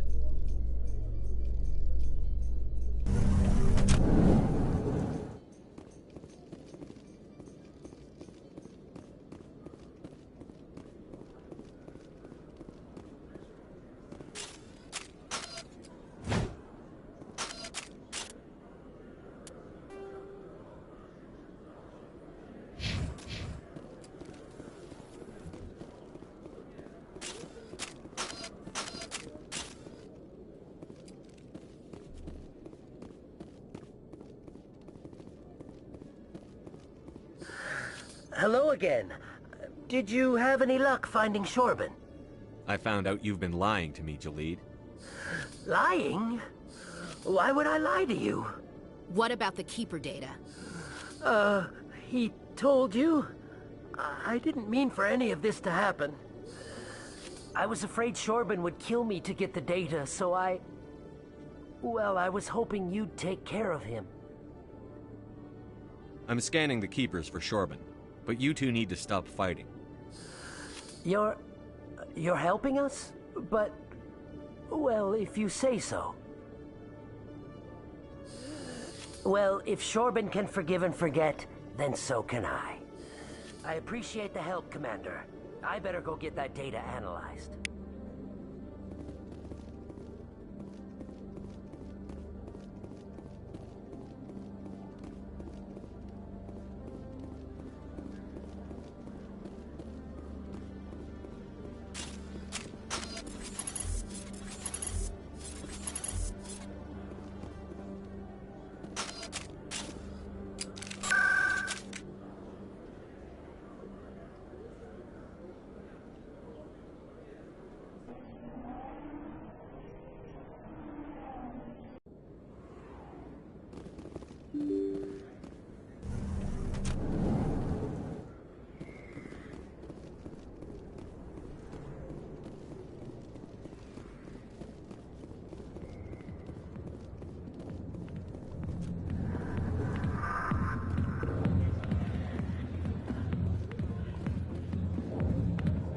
I'll be with you in just a sec.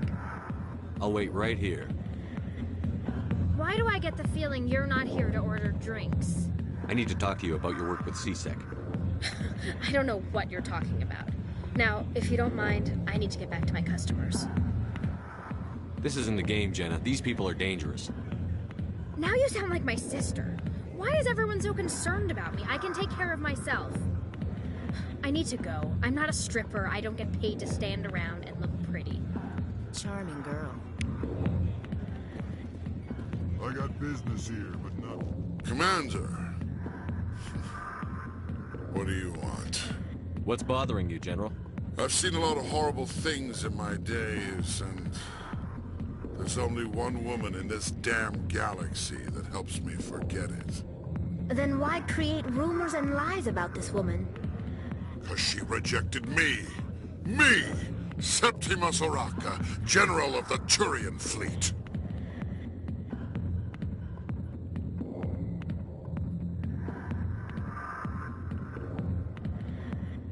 I think I can see why you're upset, but spreading these lies won't make it better. Look, kid, I appreciate what you're trying to do, but don't waste your time. General, did you ever win a battle by moping in a bar? Ha, war. That's what this feels like, all right. How did I let it come to this? So you think it's that easy? Just straighten up and act like a general? It would be more productive than sitting here. Huh. Maybe you're right, Commander. Shaira's worth the effort. Even if she won't have me back. This is no place for someone of your stature, General. All right. I'll go to her. After I've had a cold shower or two. Say, you're a bright kid. Would you be interested in earning a few extra credits? What do you want me to do? There's an L-Corps diplomat out there who believes Shaira gave up his secrets. Why would he think such a thing? Because I told him. Look, I just need you to convince him of the truth. What makes you think he'll believe me? You'll bring him proof. Take this datapad. It shows where I got my info. It will exonerate Shaira and convince the L-Corps. Who am I taking it to, and where is he? His name is Zaltan. He's an L-Corps diplomat. He's over in the embassies complaining about Shaira. Well, here's to soldiers acting like soldiers. Thanks, Commander. You know, you might make a good general yourself one day.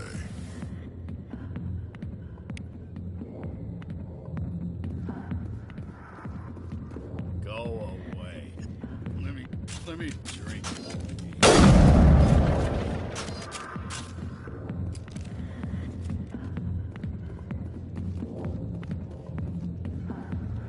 I'm busy. The other waitresses have come.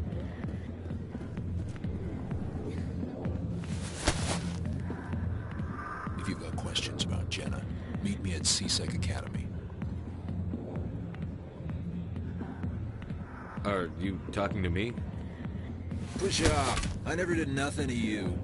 Damn newcomers. Think they can run the place. That was odd. What was he trying to tell us? I guess we'd better go find out.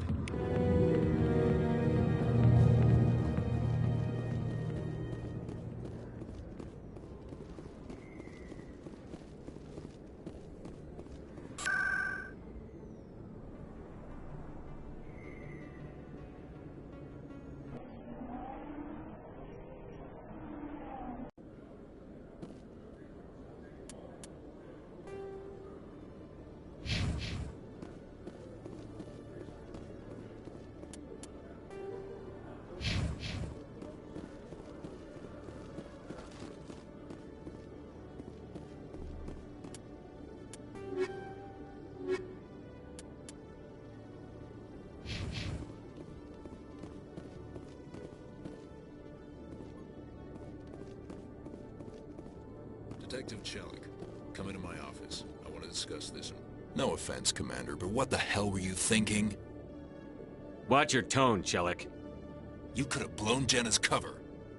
We were there to help her. I gathered that. It might seem cold letting her take all the risk, but we're keeping a close eye on her. Do you really need to risk her life to get the information you want? This job isn't easy and it's usually unpleasant. I'll take help anywhere I can find it. But since you're so concerned with her safety, maybe there's a way we can help each other. Always thinking ahead, Detective? As part of the job. Now, are you gonna help me or not? I'll help you, but I need some details. I'm trying to track down an illegal arms producer. I just need some of their product. Thanks to Jenna's intel, I've learned there's a seller here on the Citadel. Meet our man named Jax, pick up the mods, and bring them back here. That'll give me everything I need. Why are you so concerned about these mods? We have access to some of the most sophisticated weaponry there is. It's what gives us our edge. What do you suppose happens when we lose that edge? These give criminals an advantage we can't afford to let them keep.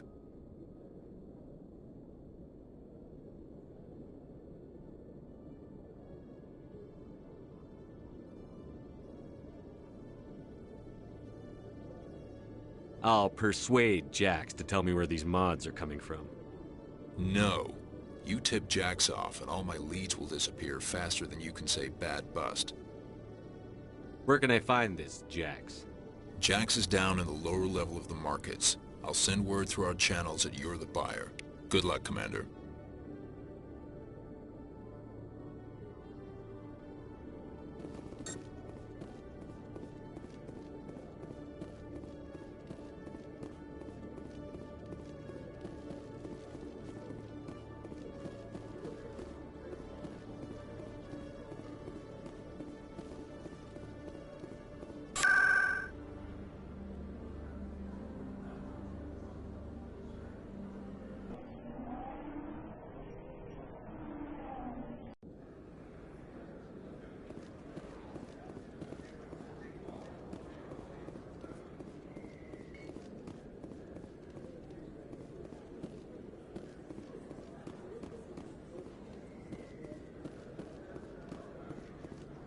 Hold it.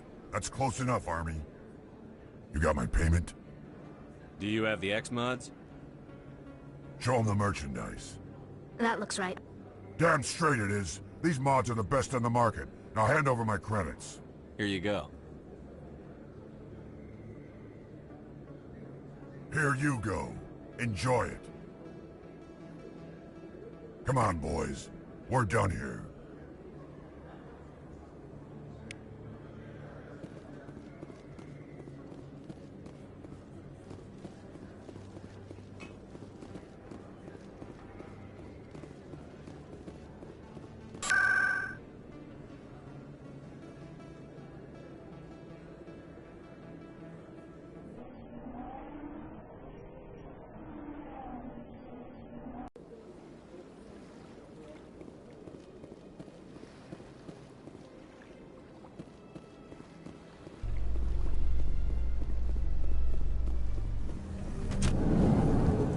In entertainment news, Francis Kitt has announced plans to direct Hamlet with Elcor cast members. The production will open dramatic theater to the Elcor with a Hamlet who uses Elcor body language and pheromones. Kitt claims that he's also excited by giving a human audience the chance to judge Hamlet by his deeds and not his emotions.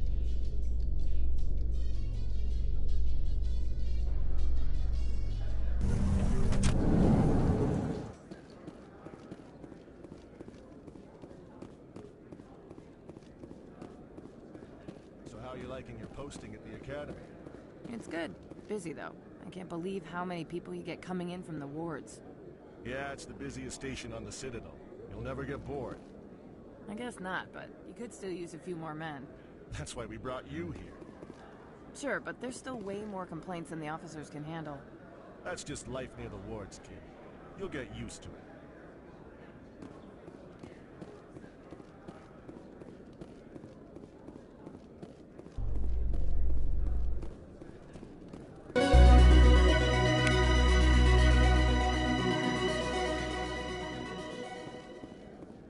Reports are circulating that Alliance Ambassador Udina has accused a Spectre of orchestrating the attack on Eden Prime.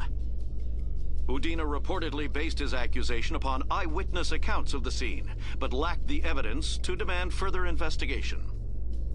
When asked to comment, a council spokesperson would only state that the investigation of the attacks upon Eden Prime was currently ongoing.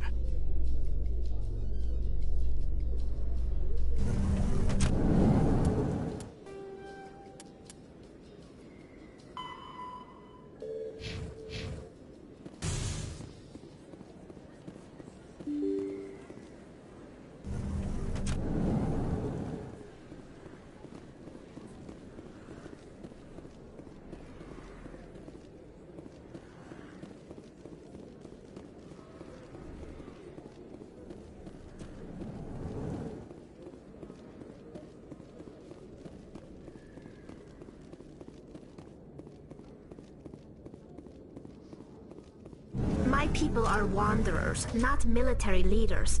All this fighting seems strange. It must be more familiar for you, Chief Williams. Trying to take down a rogue Spectre and his army of synthetics? No, they didn't cover this in basic.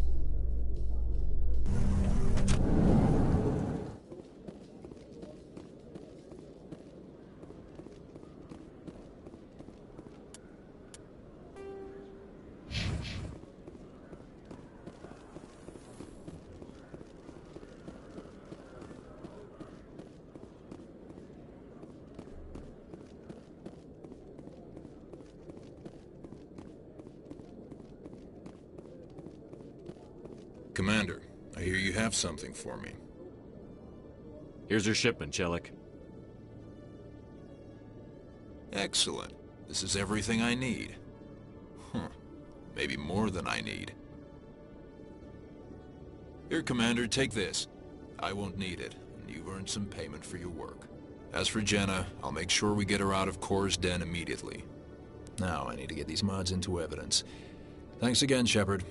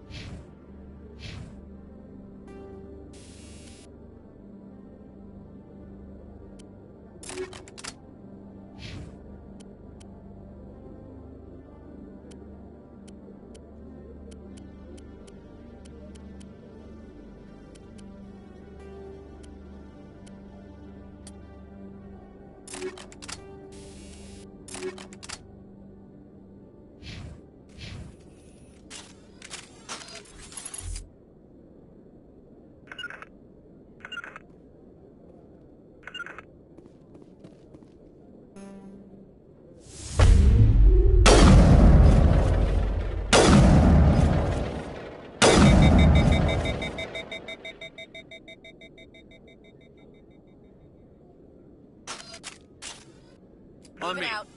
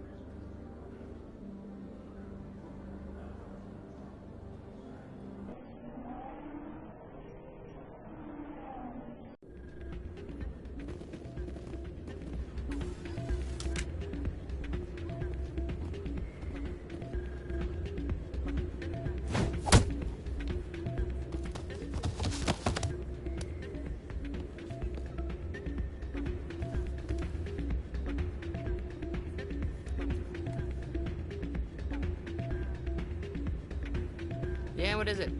Why were you tossed out of there? Doran didn't have a clue what I was doing. You were cheating, though. I was just tipping the scales in my favor. Only as an experiment. Still sounds like cheating. To you, maybe.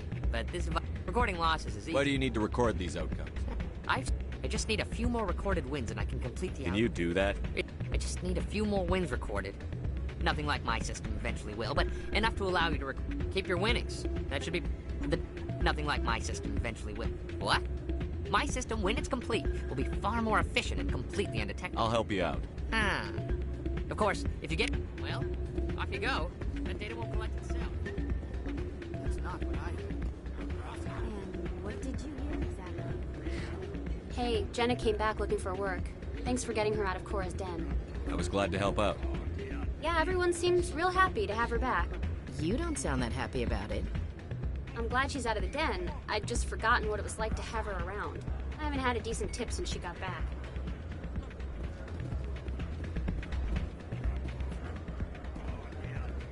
Hey there, welcome to Flex. I'll be right over. Take a seat, someone will be with you soon. Hey there, welcome to Flex.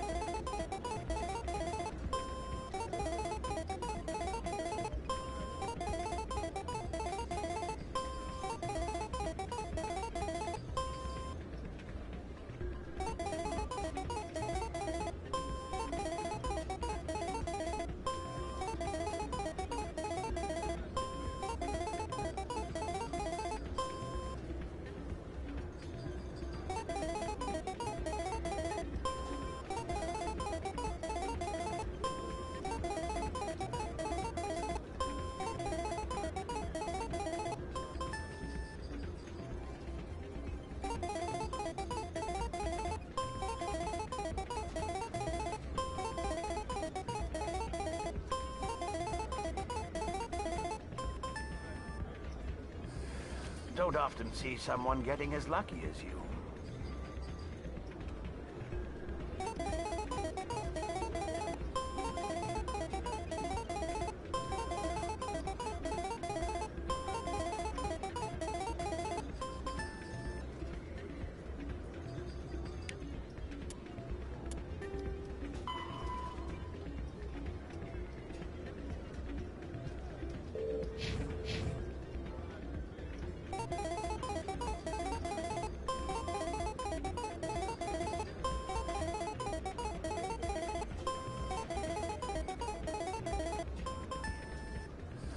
Your luck seems unnatural, human.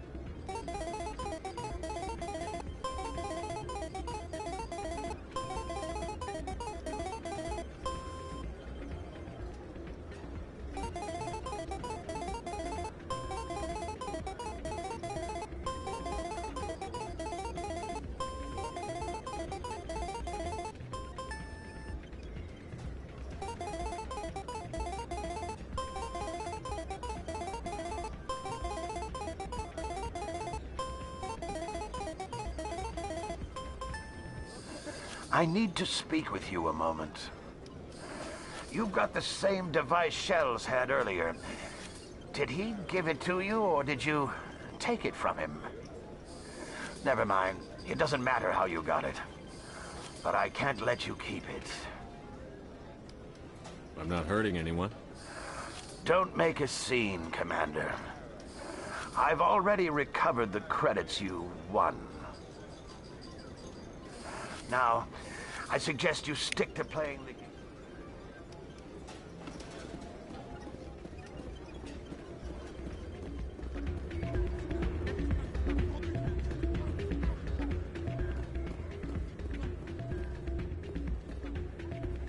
So, did you record 5 wins with the device yet?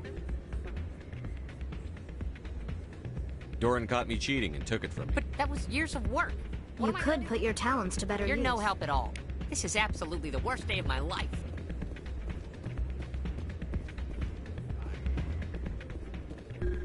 Hey, good to see another human.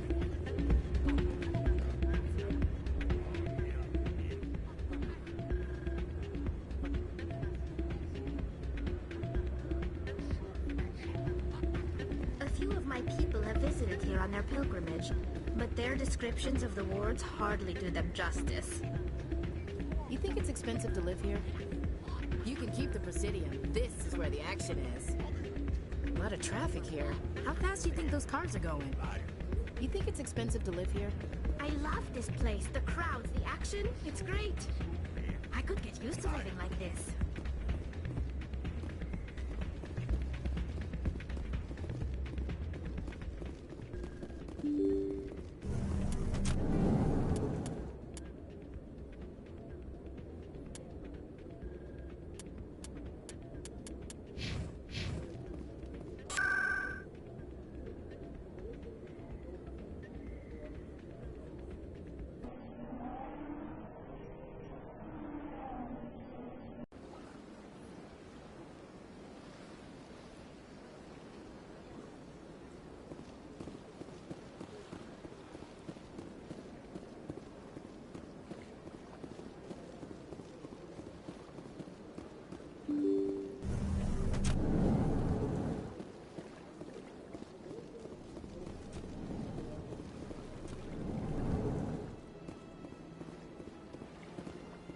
Strange greeting, human.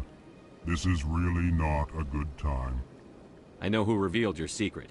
It was a Turian named Septimus. Unbelieving. I know this Septimus, and he could not learn my secrets.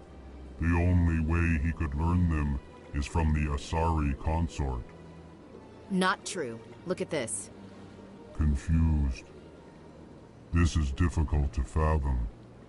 If the Turian could learn this on his own, dismayed, anyone can discover my secret. Septimus is a powerful man, and it wasn't easy for him to find. Relieved. I suppose you are correct, human. Thank you for this information. Startled realization. I must speak with the consort. She will be most displeased with my actions.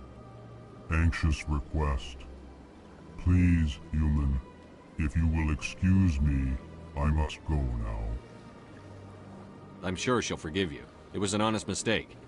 Doubtful. Perhaps you are right, human. I can only hope so. Thankful. That was a great thing you did, Commander. Approving. You see, Din, not all humans are as you say. I'm sure the Earth Clan stands to profit from this in some way.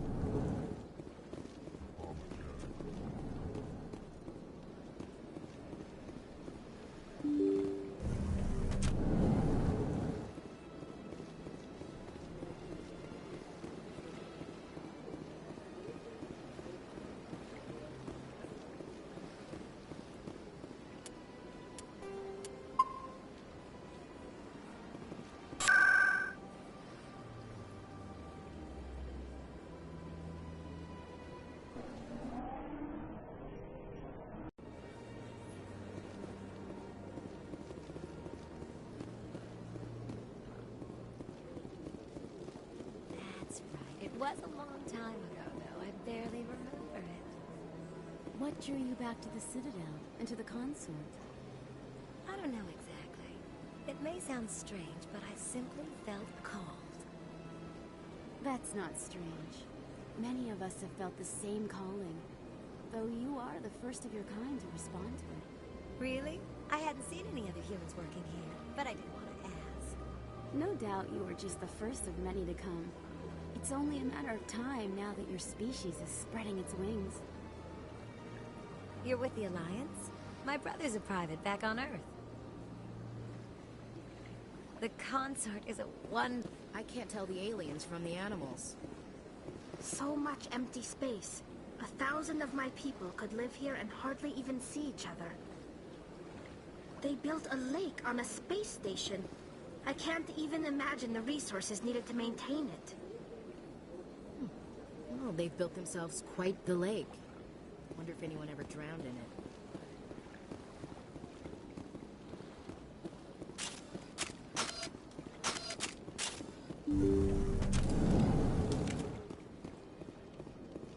Commander, I recently received a lovely note from Septimus. Thank you for speaking with him. Even the Alcor diplomat has withdrawn his campaign against me. It was my honor to aid you. You are too kind, Commander, but I would not expect you to help me out of the kindness of your heart. I also have one more thing to give you, if you are interested. I'd be honored. I offer a gift of words, an affirmation of who you are and who you will become. I see you.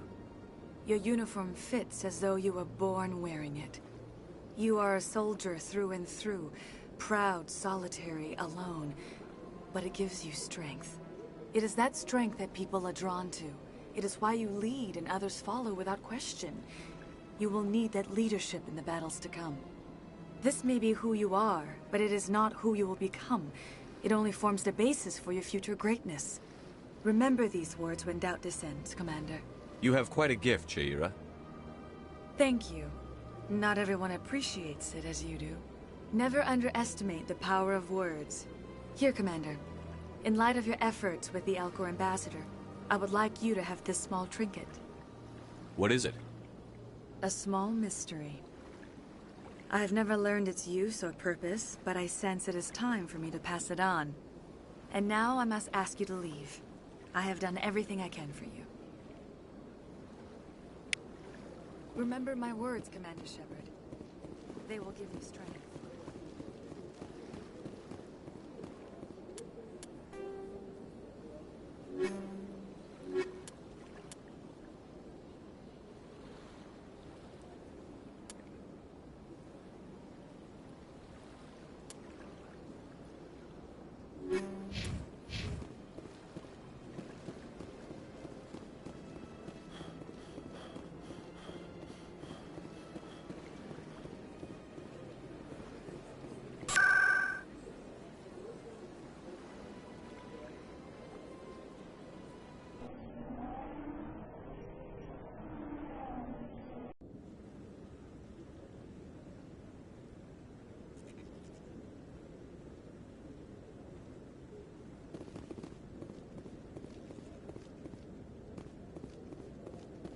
Come on. Udina's presenting the Quarians' evidence to the Council. Eden Prime was a major victory. The beacon has brought us one step closer to finding the conduit. And one step closer to the return of the Reapers. You wanted proof? There it is. This evidence is irrefutable, Ambassador. Saren will be stripped of his Spectre status, and all efforts will be made to bring him in to answer for his crimes. I recognize the other voice, the one speaking with Saren. Matriarch Benezia.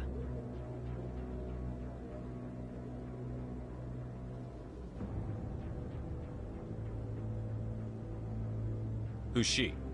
Matriarchs are powerful Asari who have entered the final stage of their lives. Revered for their wisdom and experience, they serve as guides and mentors to my people. Matriarch Benezia is a powerful biotic, and she had many followers. She will make a formidable ally for Saren. I'm more interested in the Reapers. What do you know about them? Only what was extracted from the Geth's memory core. The Reapers were an ancient race of machines that wiped out the Protheans. Then they vanished. The Geth believe the Reapers are gods, and Saren is the prophet for their return.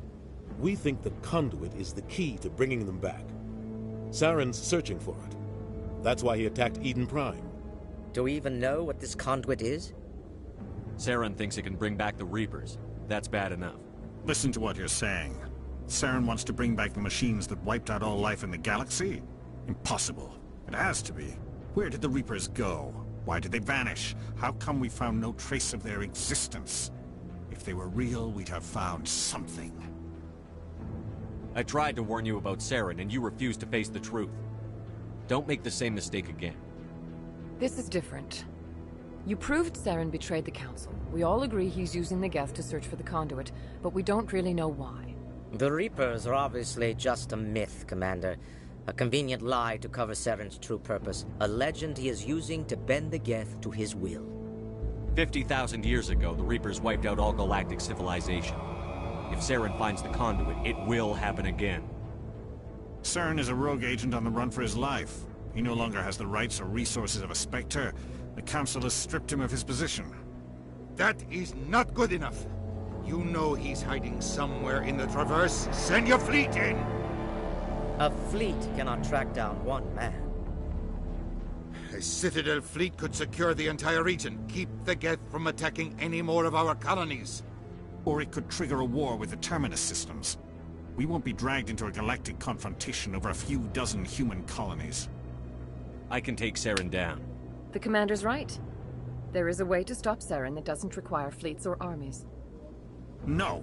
It's too soon. Humanity is not ready for the responsibilities that come with joining the Spectres. I faced Saren on Eden Prime and exposed him for a traitor. I've proven myself.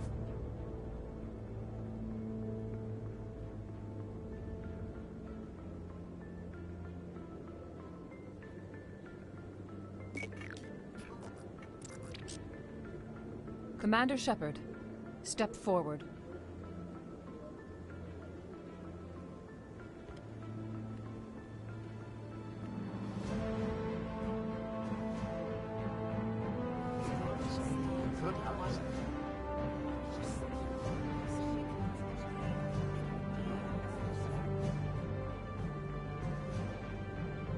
It is the decision of the Council that you be granted all the powers and privileges of the Special Tactics and Reconnaissance Branch of the Citadel.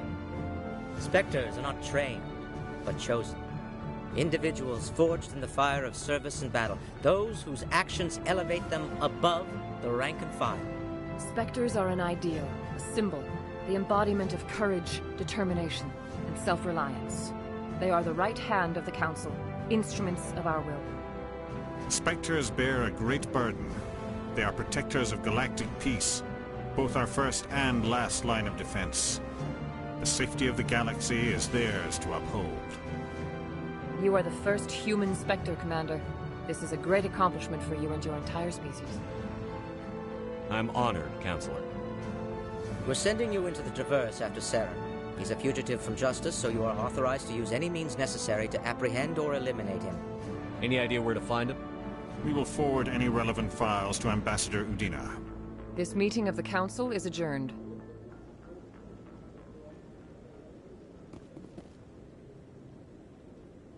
Congratulations, Commander. We've got a lot of work to do, Shepard. You're going to need a ship, a crew, supplies. You'll get access to special equipment and training now. You should go down to the C-Sec Academy and speak to the Spectre Requisitions Officer. Anderson, come with me. I'll need your help to set all this up.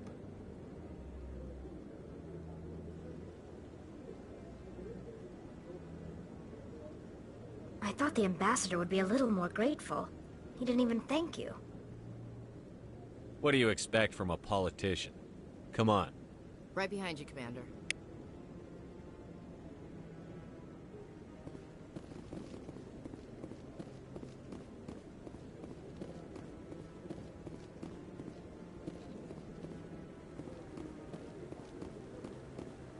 No, Congratulations on becoming the first human Spectre, Commander.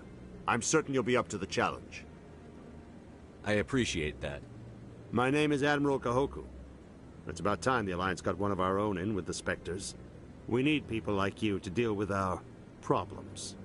Is something wrong, Admiral? I'm getting stonewalled by bureaucratic assholes. Nothing new.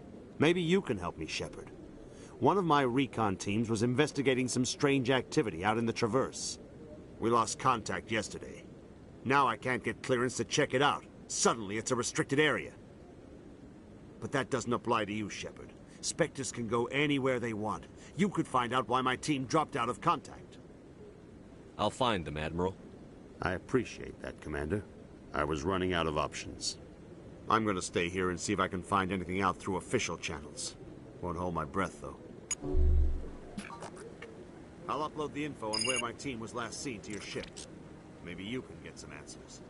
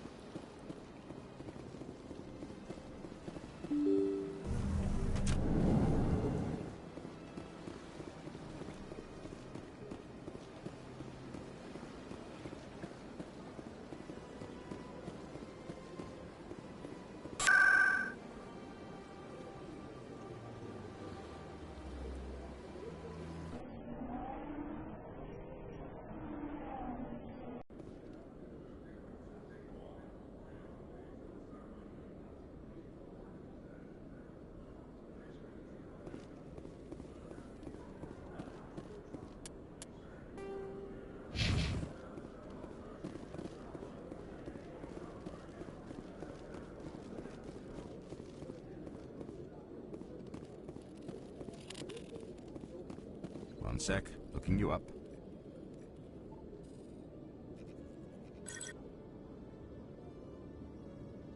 Commander Shepard, here with the Alliance military.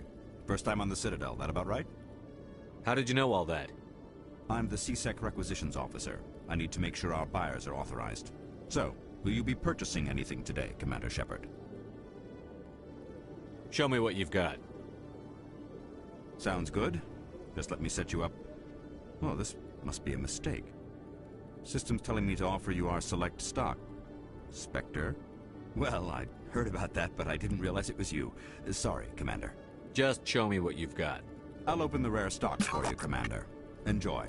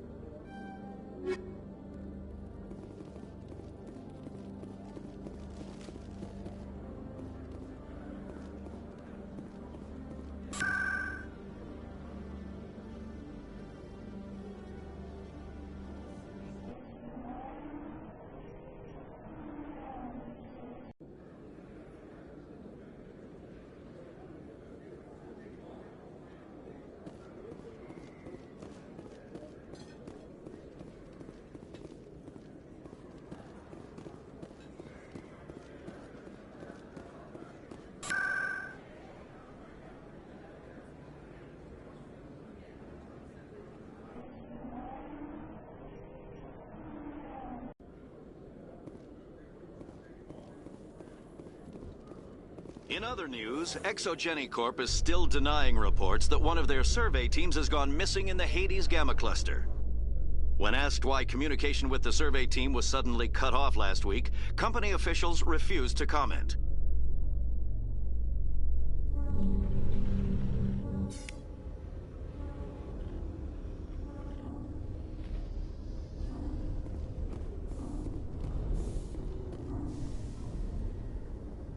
I've got big news for you, Shepard. Captain Anderson is stepping down as commanding officer of the Normandy. The ship is yours now.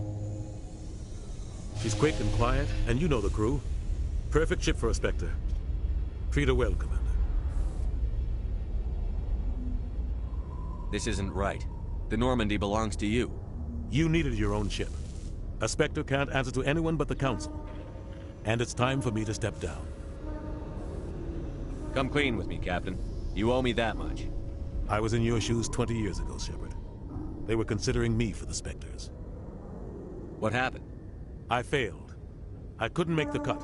It's not something I'm proud of. Ask me later and I'll tell you the whole story. For now, all you need to know is, I was sent on a mission with Saren, and he made sure the Council rejected me. I had my shot. It came and went. Now you have a chance to make up for my mistakes. I won't let you down, sir. Saren's gone. Don't even try to find him. But we know what he's after. The conduit. He's got his Geth scouring the Traverse looking for clues. We had reports of Geth in the Pharaoh system shortly before our colony there dropped out of contact, and there have been sightings around Noveria. Find out what Saren was after on Pharos and Noveria. Maybe you can figure out where the conduit is before he does.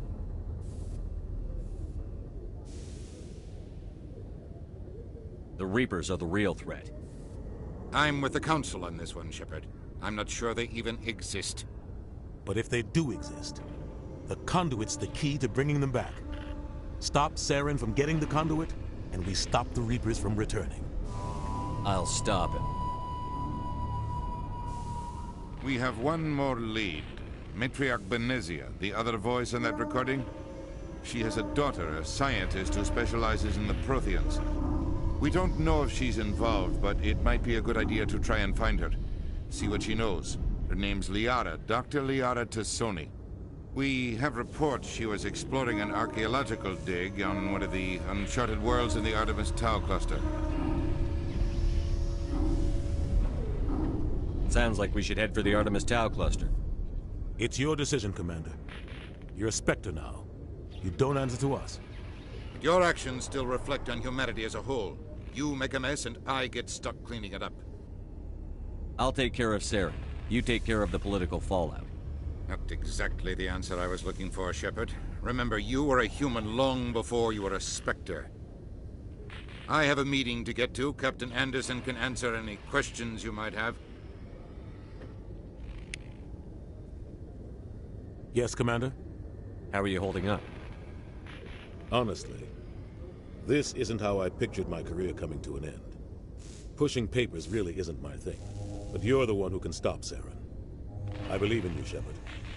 If that means I have to step aside, so be it. Tell me what happened with you and Saren 20 years ago. It's close to 20 years ago now. Ambassador Goyle was our representative here on the Citadel. Like Udina, she wanted to get a human into the Spectres. She chose me. The Council sent Saren to keep an eye on me and evaluate my performance, just like they sent Nihilus to keep tabs on you.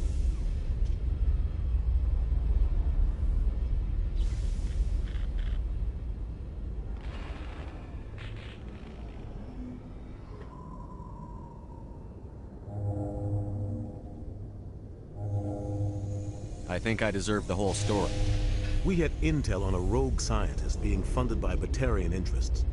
He was trying to set up a facility to develop illegal AI technology out in the Verge. Alliance intel had done all the work, but the Council wanted a Spectre involved. We compromised. I was assigned to help Saren in his investigation. We tracked the scientist to a refining facility on Kamala. He was hidden away somewhere inside, protected by an army of Batarian mercenaries. The plan was simple. Sneak into the plant, capture the scientist, sneak back out. Quick, quiet, and a minimum of bloodshed. I'm guessing things didn't go as planned. Saren and I split up to cover more ground. Then about halfway through the mission, there was a massive explosion in the refinery core. Officially, it was ruled an accident, but I think Saren detonated it on purpose to draw off the enemy guards.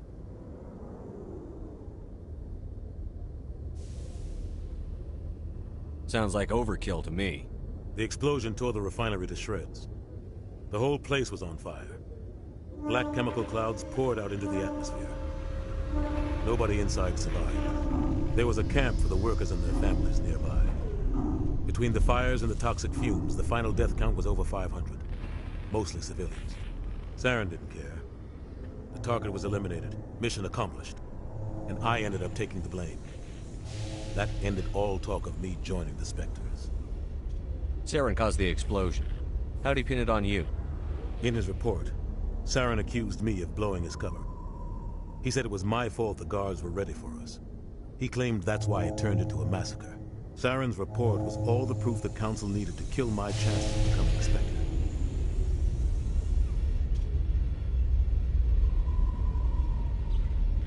Why'd you let him get away with it? Who do you think the Council was going to listen to? Me? Or their best agent? I had a bad feeling about him right from the start. I should have been more careful. Maybe I could have stopped things before they got out of hand.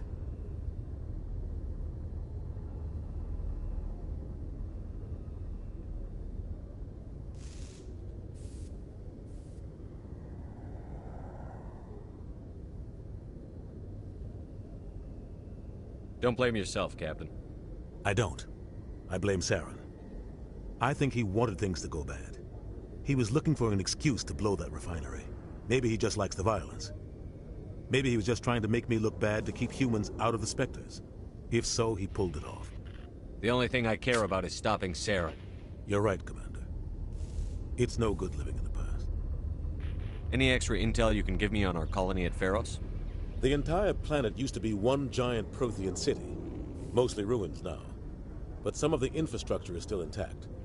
The colony tried to build on what the Protheans left behind. We lost all contact with them when the Geth attacked. What can you tell me about Noveria? Noveria's trouble. Always has been. The whole planet's basically a center for corporations to conduct illegal research. Watch your back there, Shepard. Spectres are about the only form of Citadel authority Noveria respects. But they aren't popular. What do you know about the Artemis Tau cluster? Not much. I've never been there myself. A handful of systems with a few small, uncharted worlds, but no real colonies. Might not be easy finding Dr. Tassoni out there. My advice is to look for the world with the Prothean ruins. I should go. I'll be here if you need me.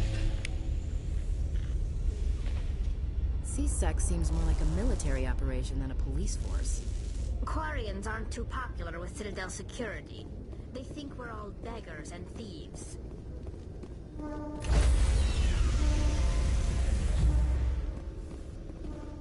Stand by, shore party. Decontamination in progress. I heard what happened to Captain Anderson. Survives 100 battles and then gets taken down by backroom politics. Just watch your back, Commander. Things go bad on this mission, you're next on their chopping block. Captain Anderson should be the one in charge. It's like I'm stealing the ship from him. Yeah, the captain got screwed. But it's not like you could have stopped it. Nobody's blaming you. Everyone on this ship's behind you, Commander. 100%. Intercom's open. You got anything you want to say to the crew? Now's the time. This is Commander Shepard speaking. We have our orders. Find Saren before he finds the conduit. I won't lie to you, crew. This mission isn't going to be easy. This began with an attack on a human settlement in the Traverse. But we know Saren won't stop there. His Geth armies aren't going to stay on the far fringes of Citadel space. For too long, our species has stood apart from the others. Now it's time for us to step up and do our part for the rest of the galaxy. Time to show them what humans are made of. Our enemy knows we're coming. When we go into the Traverse, Saren's followers will be waiting for us. But we'll be ready for them, too. Humanity needs to do this. Not just for our own sake, but for the sake of every other species in Citadel space. Saren must be stopped. And I promise you all, we will stop him. Well said, Commander. Captain will be proud. The captain gave up everything so I could have this chance. We can't fail. Yes, sir.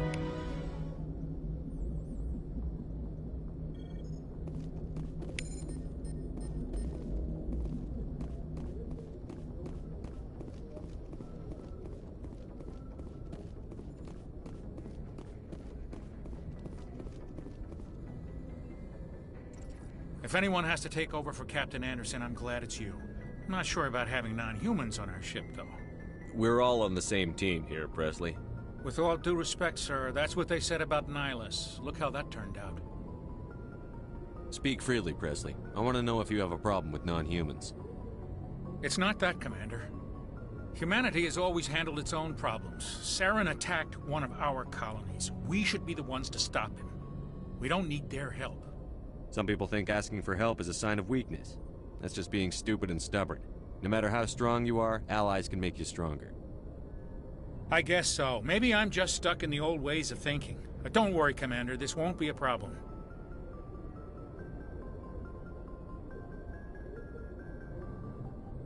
How did you end up assigned to the Normandy? I signed up with the Alliance as a navigator right out of school, following in my grandfather's footsteps, I guess. My first posting was on the Agincourt. We were one of the first reinforcements to arrive at Elysium after the Blitz hit. Those raiders were no match for an Alliance frigate. Of course, the only reason the colony was still standing was because of you, Commander. I can't believe you held out as long as you did.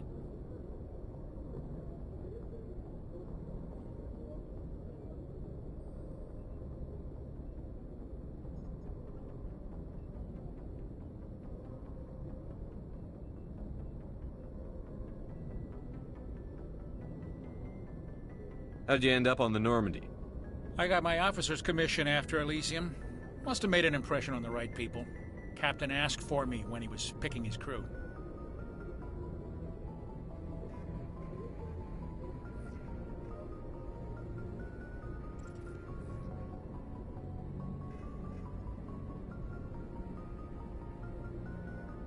Carry on, Presley. Yes, sir.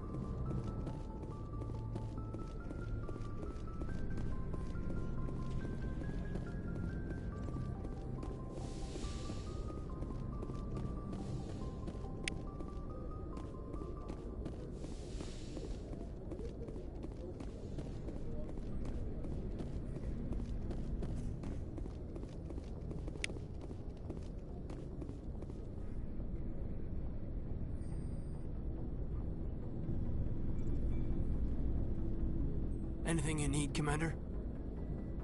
Just trying to get a sense of where the crew's at. Thoughts? I've wasted enough of your time for now, Commander. We'll have time for personal debriefings later. What's your opinion on the last mission? I don't see how we could have done things any better. At least not without getting to Eden Prime sooner. And we were on the scene faster than any other Alliance ship could have been.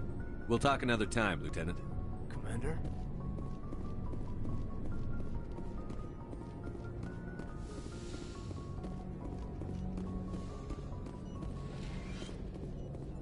Yes, Commander? Is there something you need? How did you end up serving on an Alliance ship? I enlisted right out of med school. Earth always seemed boring to me. Too safe, too secure. I figured the colonies were teeming with exotic adventure. I wanted to travel the stars, tending the wounds of tough soldiers with piercing eyes and sensitive souls. Turns out military life isn't quite as romantic as I'd imagined. But humanity needs the Alliance if we want to keep expanding through the Traverse, and the Alliance always needs good doctors. So I stayed on to do my part.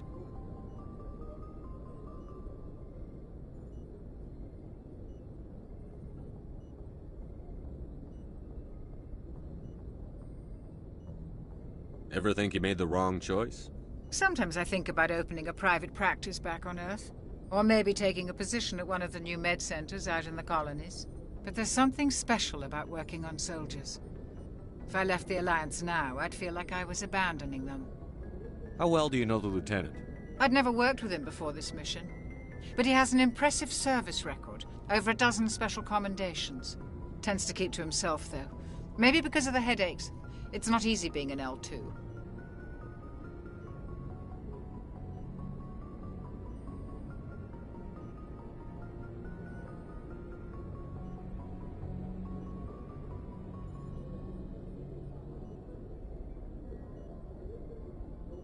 What does that have to do with it? Well, most biotics now use the L3 implants. Lieutenant Alenko was wired with the old L2 configuration. Sometimes there are complications. What kind of complications? Severe mental disabilities, insanity, crippling physical pain. There's a long list of horrific side effects. Caden's lucky. He just gets migraines. I should go. Goodbye, Commander.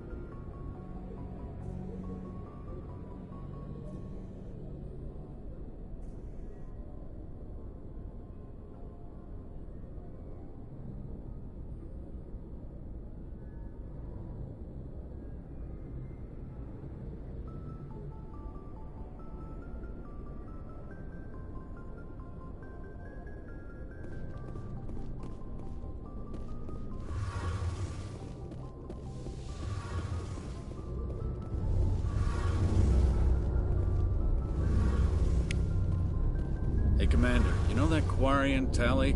She's been spending all her time down here asking me about our engines. I'll tell her to leave you alone. What? No, she's amazing. I wish my guys were half as smart as she is. Give her a month on board and she'll know more about our engines than I do. She's got a real knack for technology, that one. I can see why you wanted her to come along.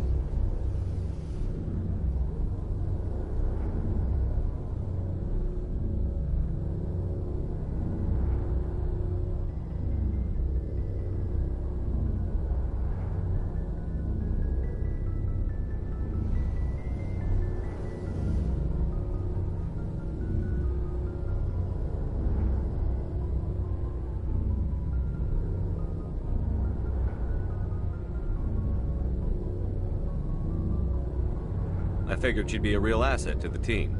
You got an eye for talent, Commander, but I'm guessing that's not why you came down here.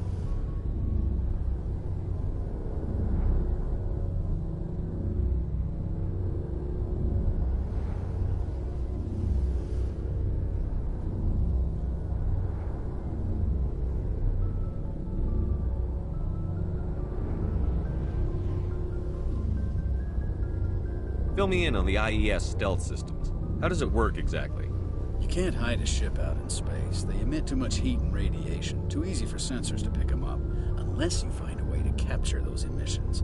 So our stealth systems trap the energy we give off in storage sinks built into the ship itself. No emissions to give away our location. Eventually the sinks have to be vented. More than a few hours silent running and they overheat. Cook us inside our own hull. There's no way for anyone to detect us? A visual scan can still pick us up. Anyone looking out a window can see us plain as day. But you have to be pretty close to get an actual visual out in space. Most vessels rely on scanners. As long as the stealth systems are engaged, they can't see us. Not unless we accelerate to FTL speeds. Why doesn't it work with faster-than-light travel? Cranking up to FTL blue shifts our emissions, pushes them into frequencies too high to capture in the sinks. As soon as we make the jump, it's like setting off a flare. Sensors can pick up our location whenever we enter or exit FTL flight, but for short-range missions, our stealth systems are amazing, and we've got the only one.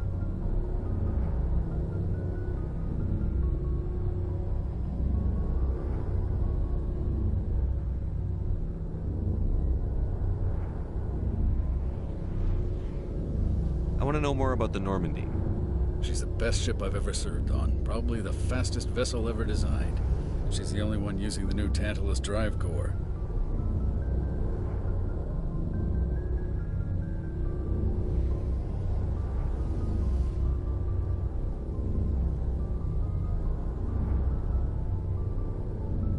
What's so special about the Tantalus drive core? Proportionally, it's about twice the size of any other vessel. Not only are we faster, we can run at FTL speeds longer before we have to discharge the core.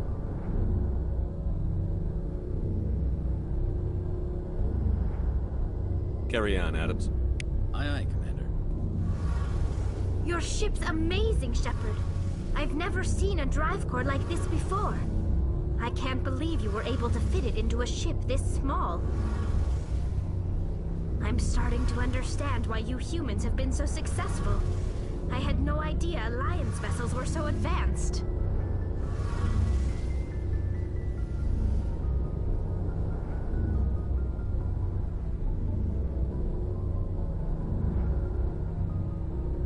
The Normandy's a prototype.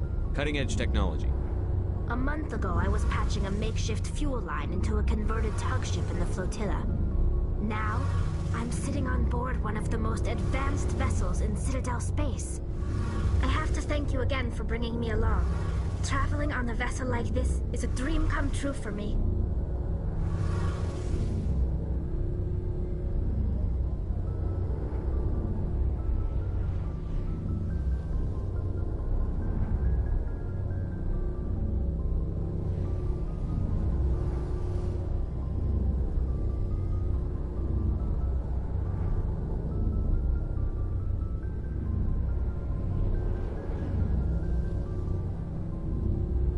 I had no idea you found ship technology so interesting. It comes with being a Quarian. The migrant fleet is the key to the survival of my people. Ships are our most valuable resource. But we don't have anything like this. We make do with cast-offs and second-hand equipment. We just try to keep them running for as long as we can. Some of the fleet's larger vessels date all the way back to our original flight from the Geth. I can't believe your fleet's still using ships that are 3 centuries old. They're constantly being repaired, modified, and refitted. They aren't pretty, but they work. Mostly. We've tried to make ourselves as independent as possible on the flotilla. Grow our own food, mine, and process our own fuel. But some things we just can't make on our own. A patch to maintain the hull integrity requires raw materials we just don't have. That's why our pilgrimages are so important.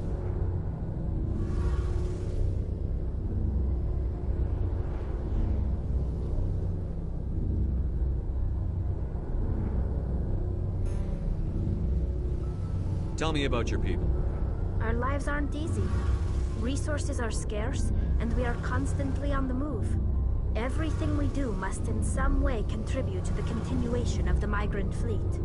There are 17 million Quarians in the flotilla, and each of us relies on the others for survival. The bonds among my people are strong. Unfortunately, we have had to surrender many of the freedoms and civil liberties other species take for granted.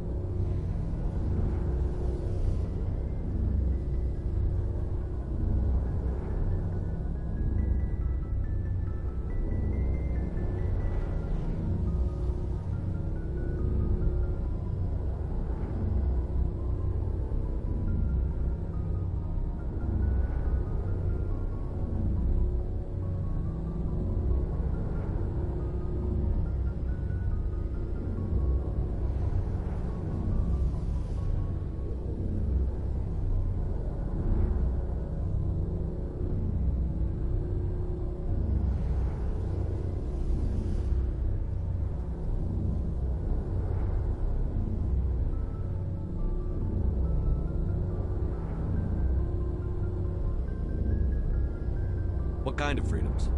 Well, it's illegal for parents to have more than one child. If our population grows too much, it would strain our resources to their breaking point. Of course, we also can't allow our numbers to become too few. If our population is in decline, the rule against single births is temporarily repealed. In extreme cases of population decline, incentives are even offered to encourage multiple births. though the Conclave hasn't had to take such measures in nearly a century.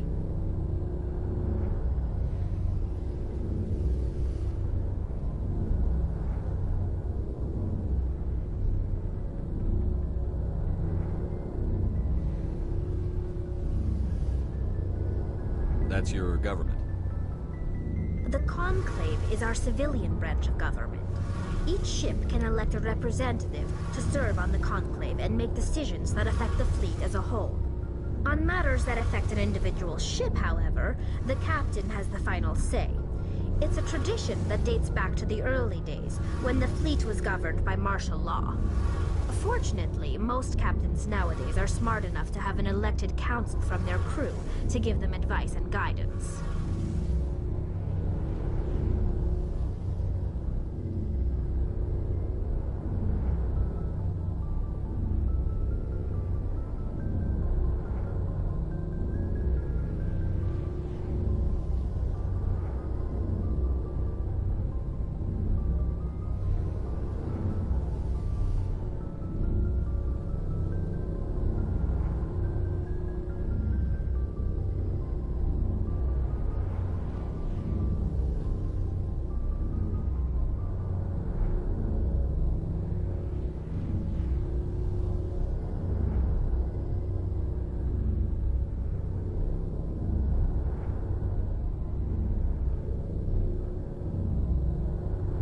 So the ultimate power rests with elected officials. In practice, the Conclave and the respective council for each ship tend to set the rules that govern our daily lives. But in theory, we are still under military jurisdiction. The 5 top-ranking military officials in the fleet serve on the Admiralty Board. These 5 have the power to overrule any decision by the Conclave in case of emergency. To do so requires unanimous agreement among the Admiralty, and they can only do this once. After that, the entire board must resign their posts. It's a safeguard that served us well. In nearly 3 centuries, the Admiralty Board has only overruled the Conclave 4 times.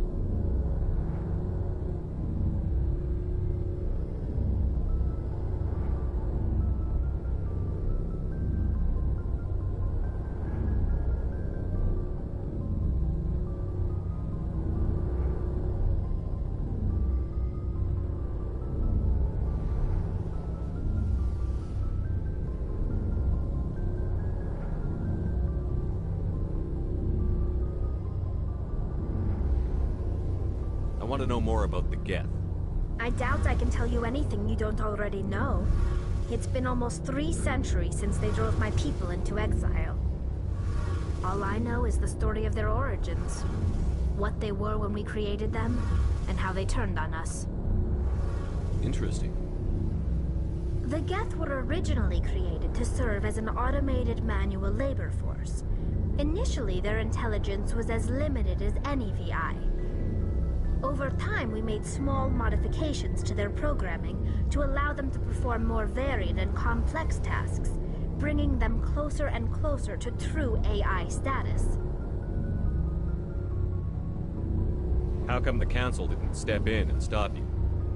This wasn't true AI research. We may have been skirting the bounds of the law, but we never did anything that was actually illegal.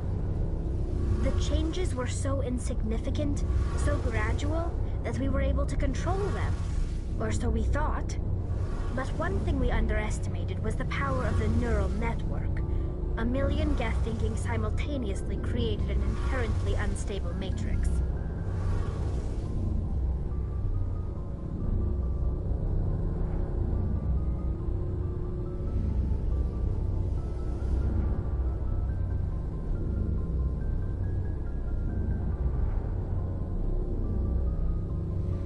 So, the Geth share brain power? Many of the Geth's logic systems were designed to work in concert with other nearby Geth. Basically, the more of them you have in a group, the smarter they are.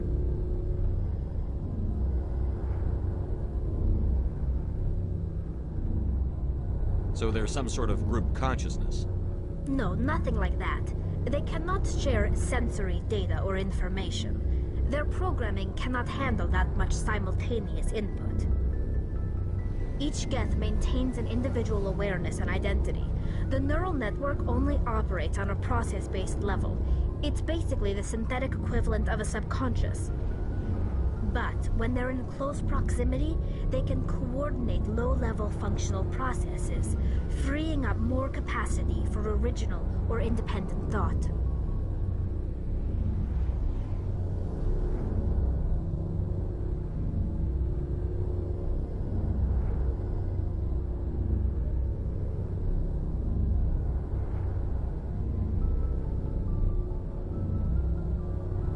That doesn't make any sense.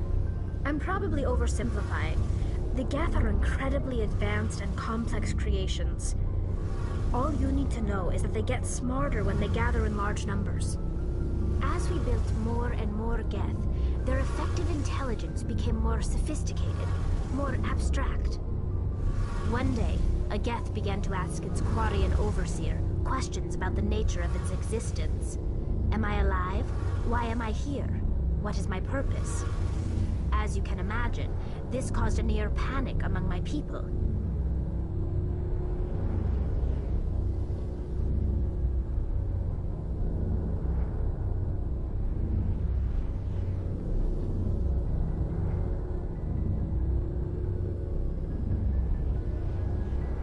I don't see what's so bad about those questions.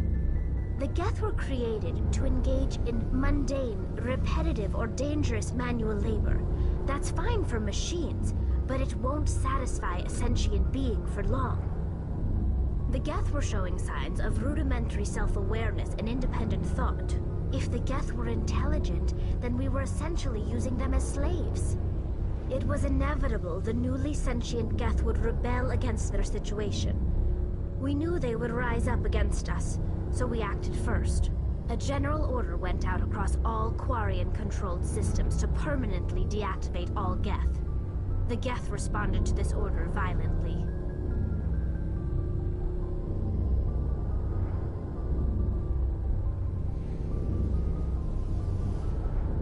You didn't really think they'd just let you destroy them without a fight, did you? The hope was that most of the Geth would still be little more than machines, incapable of organized resistance. But they had progressed much further than anyone anticipated. The war was long and bloody. Millions upon millions of Quarians died at their hands.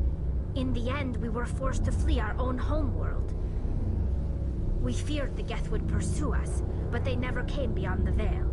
Now we drift through space, exile, searching for a way to reclaim what was once ours. It's hard to feel sorry for you. Your ancestors tried to wipe out another species. We made a mistake when we created the Geth in the first place. But we did not make a mistake when we went to war against them. If we had not acted, they would have wiped us out. They're a synthetic life form. They have no use for organics. None. Why do you think they cut themselves off from the rest of the galaxy? Why do you think they've killed every organic being who's ever tried to contact them? They didn't kill Saren. What does that tell you? The Geth are not innocent victims in all this. They're the enemy. They want to destroy us. Not just the Quarians. All organic life. That's why they've joined up with Saren. And that's why we have to stop him.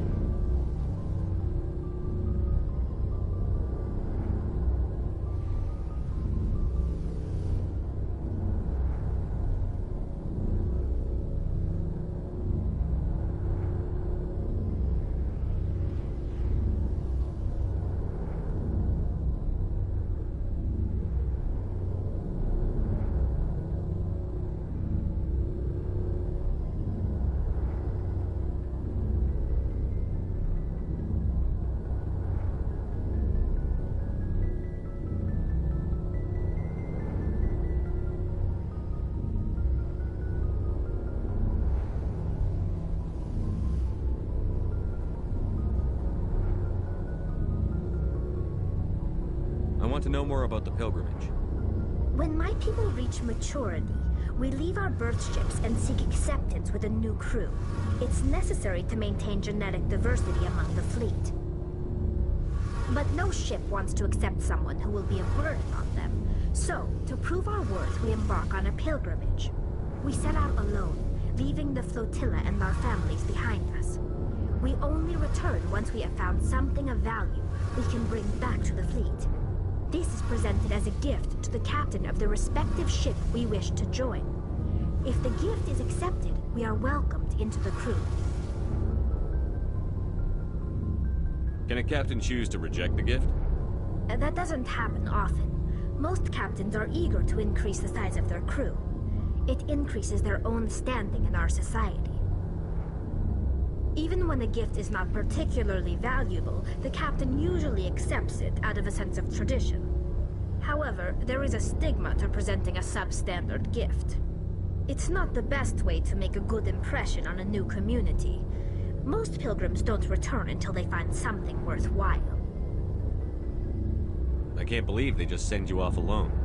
It's not like they just cast us out. Before we leave, we are given lessons in how to survive outside the flotilla, and given gifts to help us on our journey. We also receive implants to fight off sickness and disease. Generations of living in an isolated and highly controlled environment have left our immune systems weaker than most. By the time we leave the fleet, we are well equipped for the pilgrimage. This is a rite of passage for all Quarians. If it were dangerous, our numbers would suffer. Virtually every pilgrimage ends with a triumphant return and the ritual presentation of the gift to one of the fleet's captains.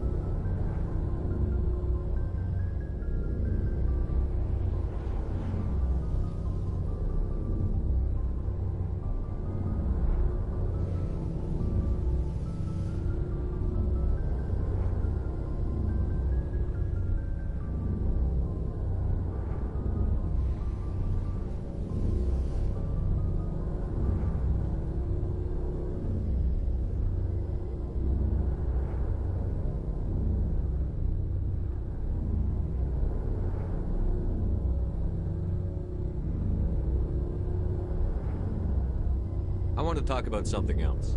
Like what? I should go. See you later.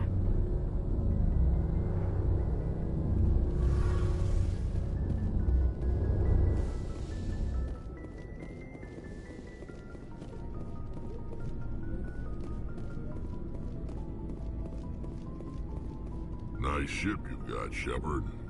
What can I do for you?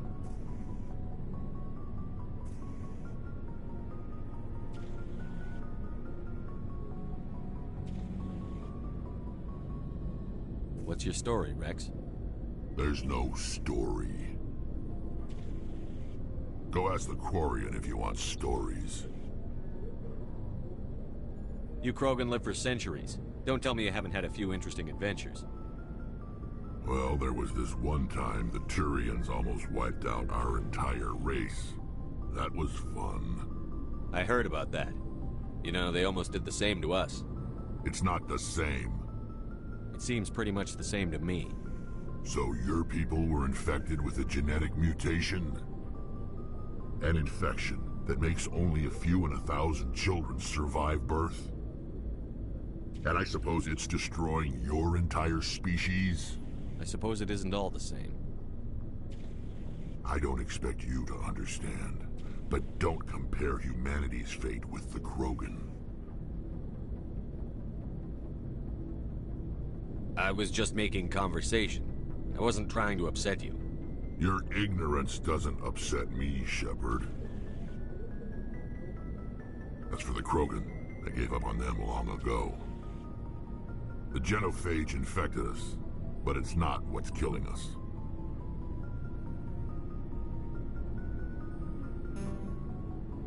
Are your people really dying? We're sure not getting any stronger. We're too spread out. None of us are interested in staying in our own system. Lots of species have left their homes and prospered. But they go to colonize new worlds. We're not settlers. We're warriors. We want to fight. So we leave. hire ourselves out. And most of us never go back. What can you tell me about the genophage? Ask the Solarians if you want details. They made it. All I know, it makes breeding nearly impossible. Thousands die in stillbirth, and most never get that far. Every Krogan is infected, every one.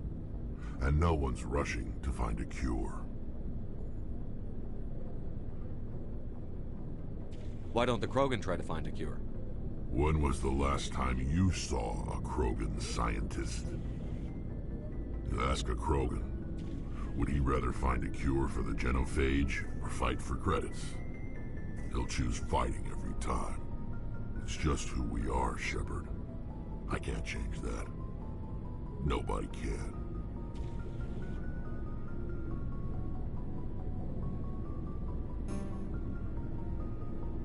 So long, Rex.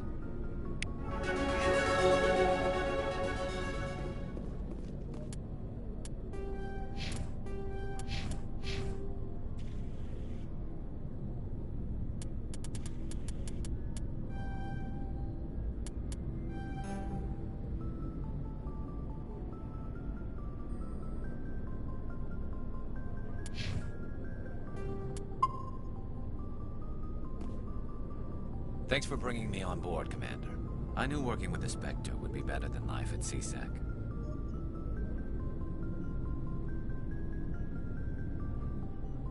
Have you worked with a Spectre before? Well, no, but I know what they're like. Spectres make their own rules. You're free to handle things your way. At CSEC, you're buried by rules. The damn bureaucrats are always on your back. For the most part, the rules are there for a reason. Maybe. But sometimes it feels like the rules are only there to stop me from doing my work. If I'm trying to take down a suspect, it shouldn't matter how I do it, as long as I do it. But CSEC wants it done their way. Protocol and procedure come first. That's why I left.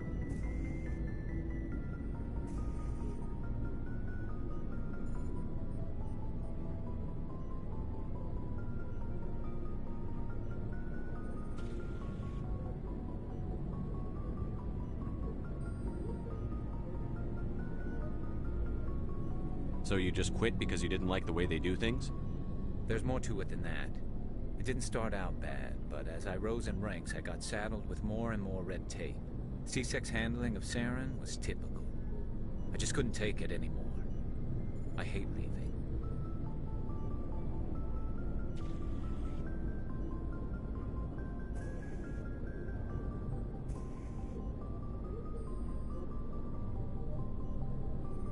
I hope you made the right choice. I'd hate for you to regret it later. Well, that's sort of why I teamed up with you. It's a chance for me to get off the Citadel, see how things are done outside CSEC. Either way, I plan to make the most of this.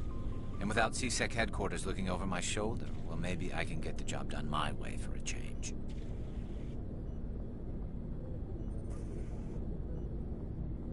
If getting the job done means endangering innocent people, then no. We get the job done right, not fast. Got it? I wasn't trying to. I understand, Commander.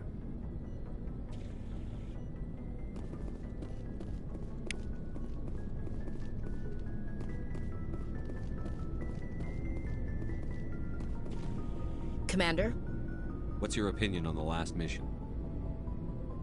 Kinda wish you'd got there sooner, Commander. No offense, I appreciate the rescue. I just wish...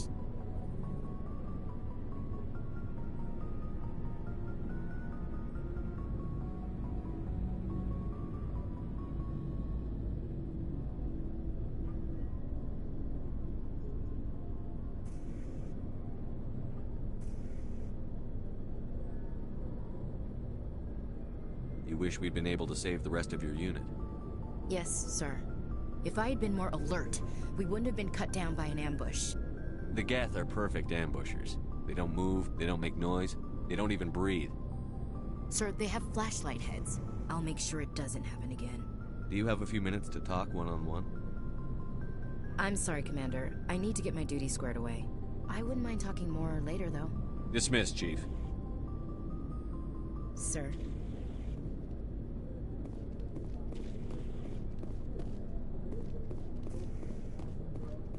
Hey, Commander. Looking for some extra supplies before you head out? What have you got? Whatever you want. Armor, weapons, mods. It's not standard Alliance issue, but that's not necessarily a bad thing. Well, as long as you don't mind paying for it. Why should I pay you for my weapons and armor? My stuff doesn't come from the Alliance. I have to purchase it myself, and it's not cheap. Hell, the licenses alone have set me back more than I'd like. But no licenses, no goods. Without the goods, I'm out of a job. What are licenses? Why do you need them? Manufacturers sell licenses. Each license allows me to buy and sell a certain brand of products. I already have several basic ones, but you'll need to buy more if you want me to bring in different brands. Many of the best licenses are hard to get, but they're well worth the cost if you can find them.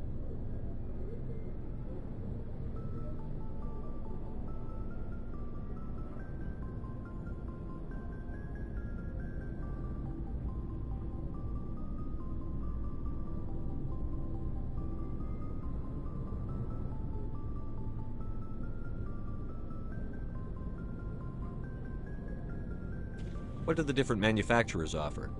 There are too many for me to keep track of, but each license will explain what it's good for.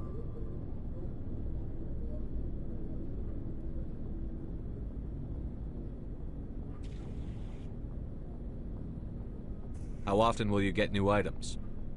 Well, that depends on how many licenses you've purchased, but I'll rotate items on a regular basis regardless. And anytime we land someplace with a big enough port, I'll buy, sell, and trade whatever I can. Check back often. I need to move items quickly, so only the most basic items will be stocked consistently.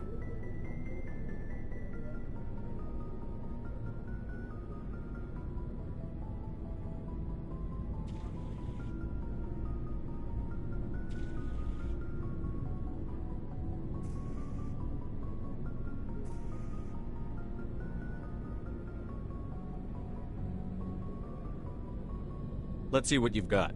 You bet, Commander.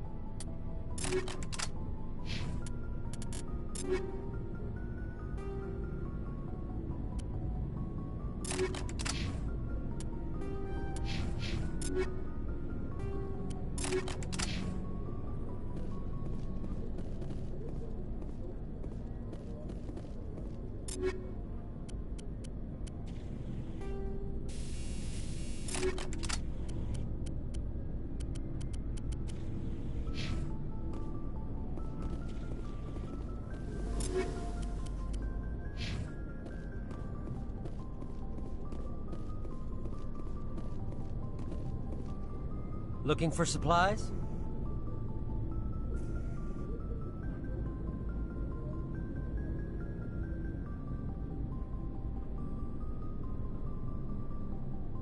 Let's see what you've got. You bet, Commander.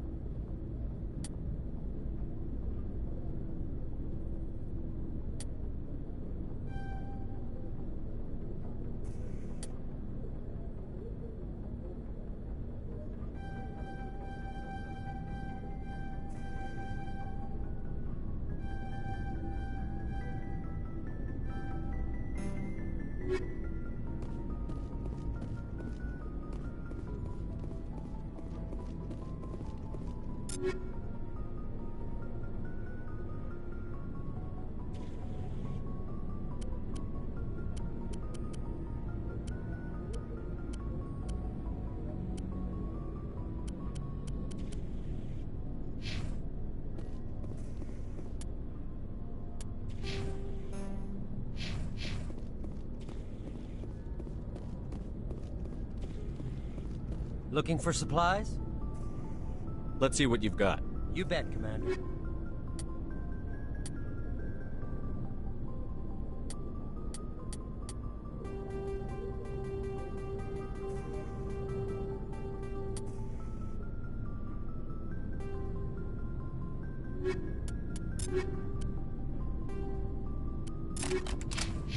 Looking for supplies? Let's see what you bet, Commander.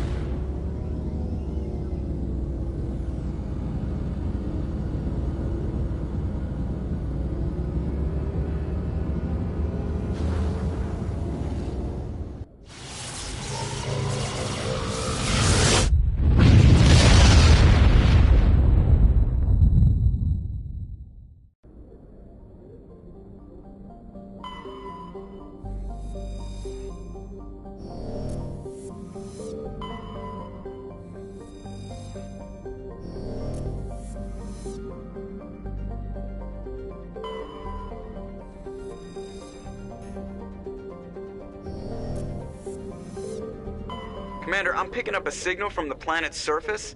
It looks like an automated distress beacon.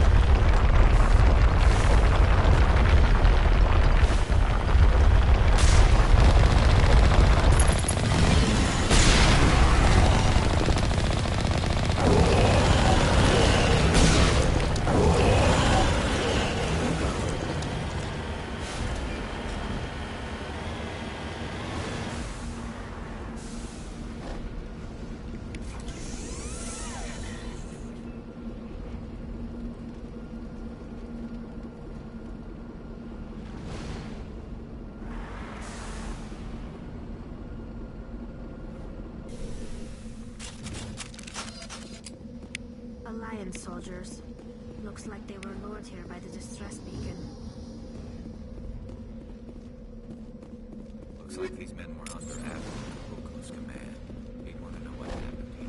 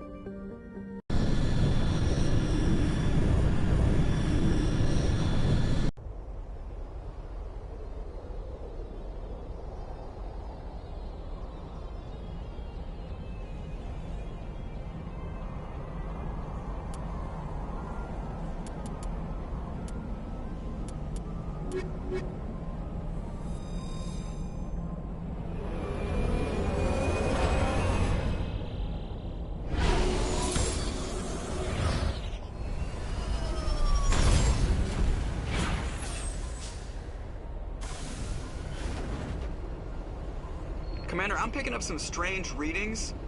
really strange, like off the damn charts. It looks like it's coming from an underground complex a few clicks away from the drop zone.